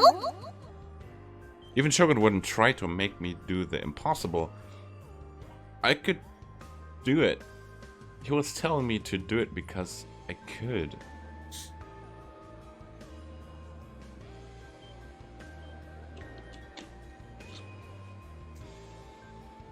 あいつはタッキーを殺したいだけ。忘れたの？集団ダイブの映像。将軍は5人の男女を一回も触れることなく転落死させたんだよ。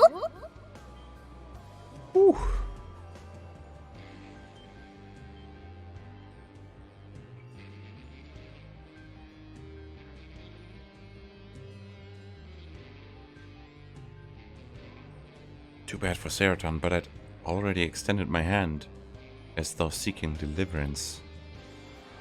The herd below began rumbling. The thousands of people stiffened into the plaza paid close heed to my every gesture. For that matter, the broadcast meant tens of thousands or hundreds of thousands of people throughout all Japan were watching me. Nausea surged within me. My heart seemed to crumble under the pressure of being watched by such a vast number of people. No, I mustn't be conscious of it. If I became too conscious of it, nervousness would kept me from moving so much as a finger. Now I had to focus on the sword. Being careful of my feet, I stood there and stretched out a hand. Fixing my aim on the sword in my sight, I tried to grasp it by instinct alone. But I felt nothing. The wind mercilessly rushed at me. Moreover, the direction of the wind was indeterminate. As soon as I thought it was coming from in front of me, the next instant it would push me from the side. I was gripping the acrylic plate to hold myself up, but it was slippery. So the only thing it really helped were my nerves. If I became even a little distracted, I'd get thrown off the edge. Even so, I frantically attempted to seize the sword, but no matter how many times I tried, I didn't succeed. できるわけないよ。だってあれは本当の剣じゃないんだよ。Come on. Tears poured out of me again. My field of sight went misty, and the sword-like object I had seen only faintly began to disintegrate. I hastily wiped my tears. If I lost sight of it once, I had the feeling that I'd never find it again. それなら、もっと手を伸ばせばいい。Reach further. Shit, you have no idea what this is like for me. I bit my lip, holding back my tears, and leaned out further than ever before, my hands swimming through empty air. But I couldn't grab onto my sword after all. Motto. If I fell from here... I looked down again. I was higher up than I'd imagined. On the brink of vertigo, I yanked myself back and clung to the wall of acrylic. どうしたの？剣を早く手に入れて。でないといつまで経ってもナナミちゃんは戻ってこないよ。I shouldn't have looked down. My shaking wouldn't stop. My trembling made my feet seem about to slip. I was completely coward. できないよ。許して。許して。君はあまり僕を舐めない方がいい。君のわがままに付き合うつもりはないんだ。リソードを手に入れろ。それができないなら、君の妹は死ぬ。君も死ねばいい。ただそれだけ。No, I don't want to die. 死にたくない。I unwillingly thrust my body through the hole again and reached out my hand. I could still see the sword there. I tried to do it over and over, but it was still no good. It definitely seemed like I could reach it, but no matter what, I never quite got there. I leaned out further still. I stretched my hand towards the sword as if I were reaching with my whole body. I strained the tips of my fingers to their limit and slowly closed my hands. As before, I felt nothing. 手が届かないよ。This was impossible. Seraton had been right. There wasn't any way I could grab a half-transparent sword like that in the first place. The law of perspective made it seem like it was an ordinary-sized, but thinking about it more calmly, it had to be unbelievably gigantic. It wasn't the size of something a person could hold. その剣をつかめばクエストクリアなんだよ。でよ、ちゃう、届かない。ななみちゃんを助けなくていいの？助けて。もう許して。死にたくないんだよ。昼間のことを思い出すんだ。君の力があれば、そこから落ちたとしても、また花壇を出現させればいい。君は、落ちても死なない。Even if you fall, you won't die. 自信ある？ I had Seratan's teasing whisper by my ear. Confident. タッキーがここから落ちて、下の地面に激突するまでほんの3秒もないよ。その間に自分の意志でまた花壇を出現させる。タッキーがそんなすごいことできる？今まで一度も自分で意識してその力とかっての使ったことないっしょWe will try out the red trigger here first.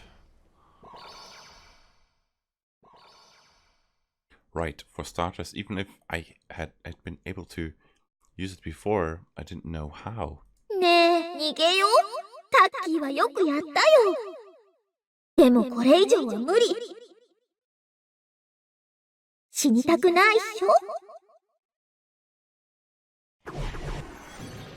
Ah, we get a delusion start animation. That's always nice when we know where the delusion starts and ends. It's not always that easy to predict. Here we have a distorted view that tells us that we're witnessing a delusion, which is always comfortable. じゃあはっきり言ってあげる。ナナミッチが死んだっていいじゃん。What's so bad about your sister being dead? Dude. Calm yourself down, Seratan. タッキーは自分の命よりナナミッチの命の方が大事なの？ Would you choose your sister's life or your own life? Now, Nanami is my beloved little sister, and... でも、突き詰めれば他人っしょ？死んだら悲しいけど、それだけ。タッキーに何か害が及ぶ？ I'd rather save my sister and die in the process, but I don't know how you think. 自分の命と他人の命とどっちが大事？死んだらさ、世界が終わるんだよ。タッキーにとっての世界が終わるの。わかる？死んだらあとは何も残らない。死後の世界なんてない。天国もない。生まれ変わることもない。ただ、タッキーっていう一人の動物の生命活動が終わって、タッキーはもう世界を観測できなくなるんさ。それって世界が終わるってことっしょ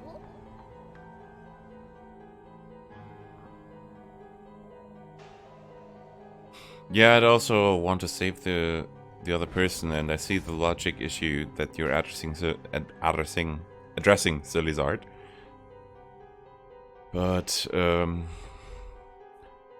yeah, I don't quote the Bible often on stream, but you know the Bible says those who sacrifice their own life for protecting others are demonstrating the greatest kind of love.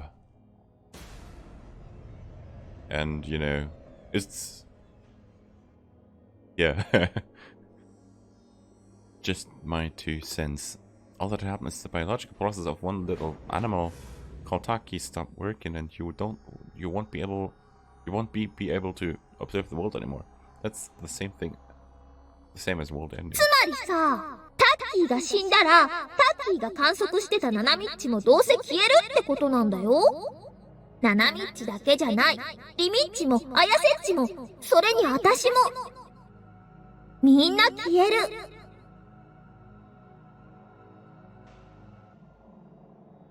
でも、ナナミッチが死んだだけなら、タッキーは消えないで済むし、タッキーの世界も消えないで済むんさ。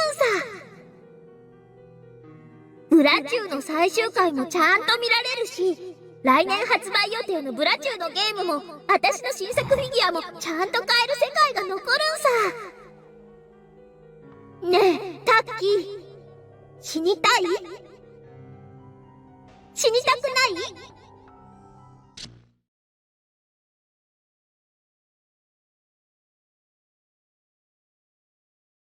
死にたくない。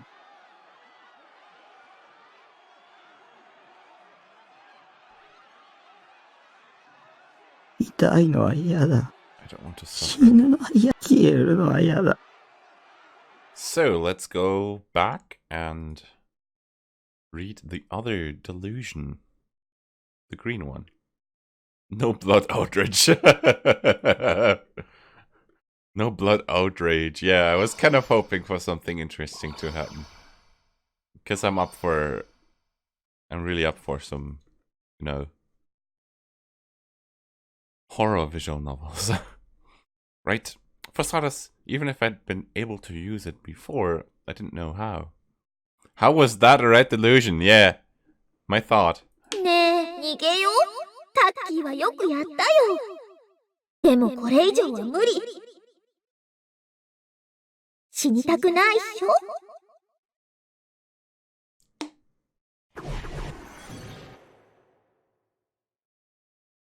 タッキーはよくやったよ。妹を亡くした悲劇の兄として今後もやっていけるっ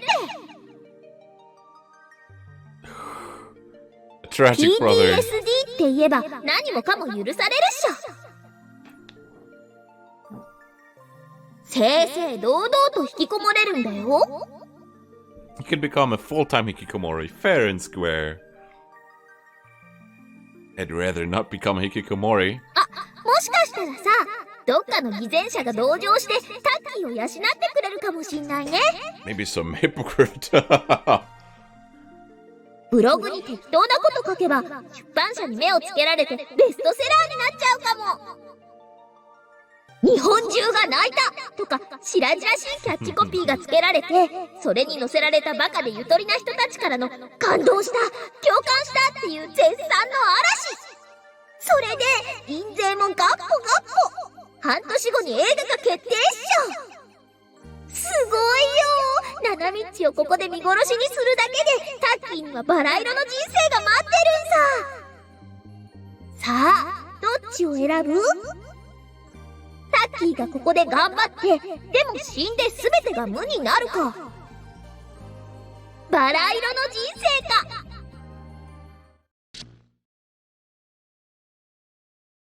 Okay, that was short. 死にたくない。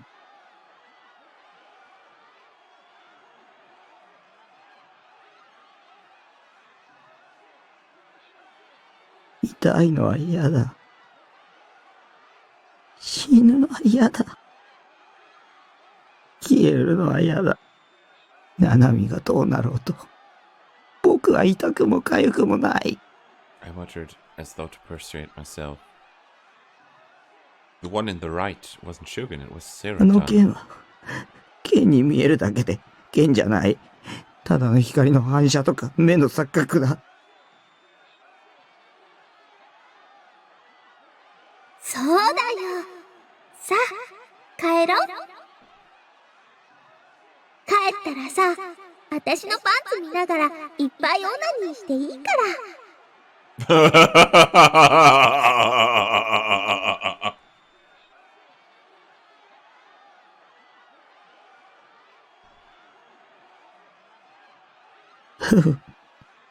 僕帰る。帰ってセーラタンでハーハーするよ。嬉しいな。タッキーのためにエッチなポーズたくさんしてあげるね。Yeah. What? I slowly pulled back my outstretched hand. That alone made me feel like very much at peace. I took Serotan out of my breast pocket and contemplated her smile. As long as I had Serotan's forgiveness, I didn't need anything else. I sniffled up the stuff running from my nose. I veered around and walked up to... You walked? To Shogun? Wait. If he moves, he dies. Or...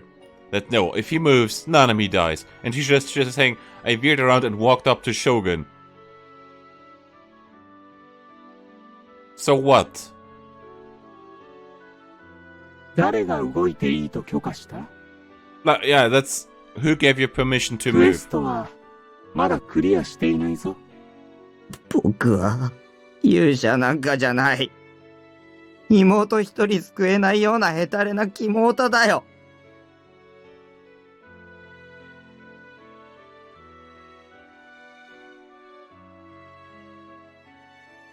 僕に期待しないで。僕を見ないで。僕をそっとしておいて。You can't be giving up that easily, dude.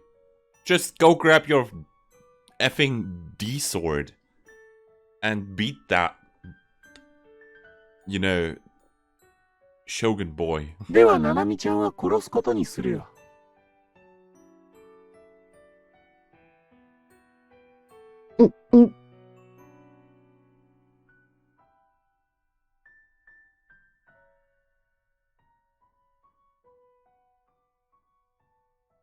どうせ、もう死んでる。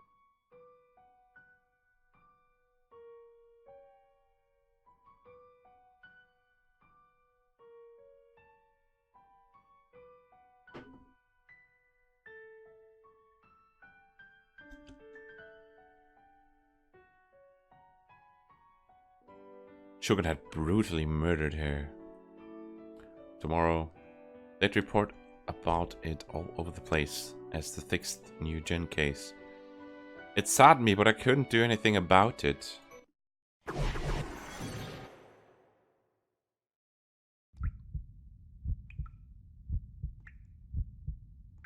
Ooh. What's happening? Something happens. 鬼。 Also, shout out to Sign Silence. Thank you for following me.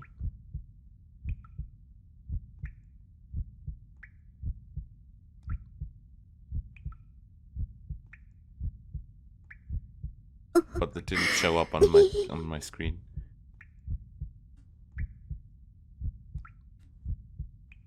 The sound of water dripping.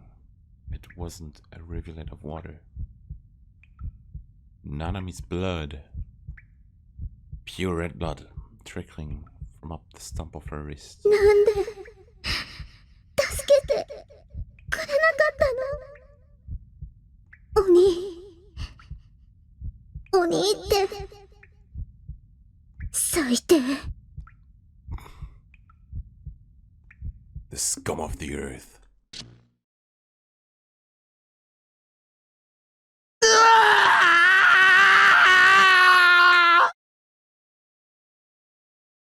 I screamed at the top of my lungs.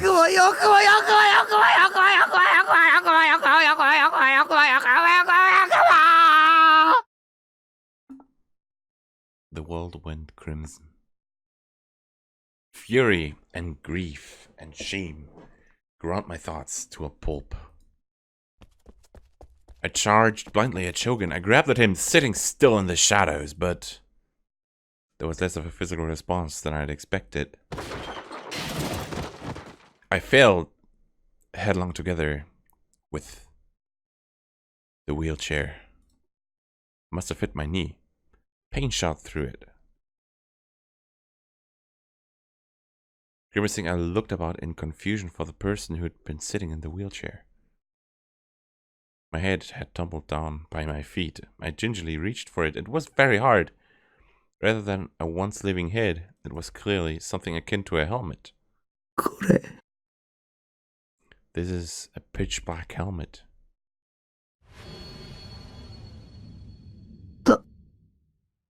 Darth Spider.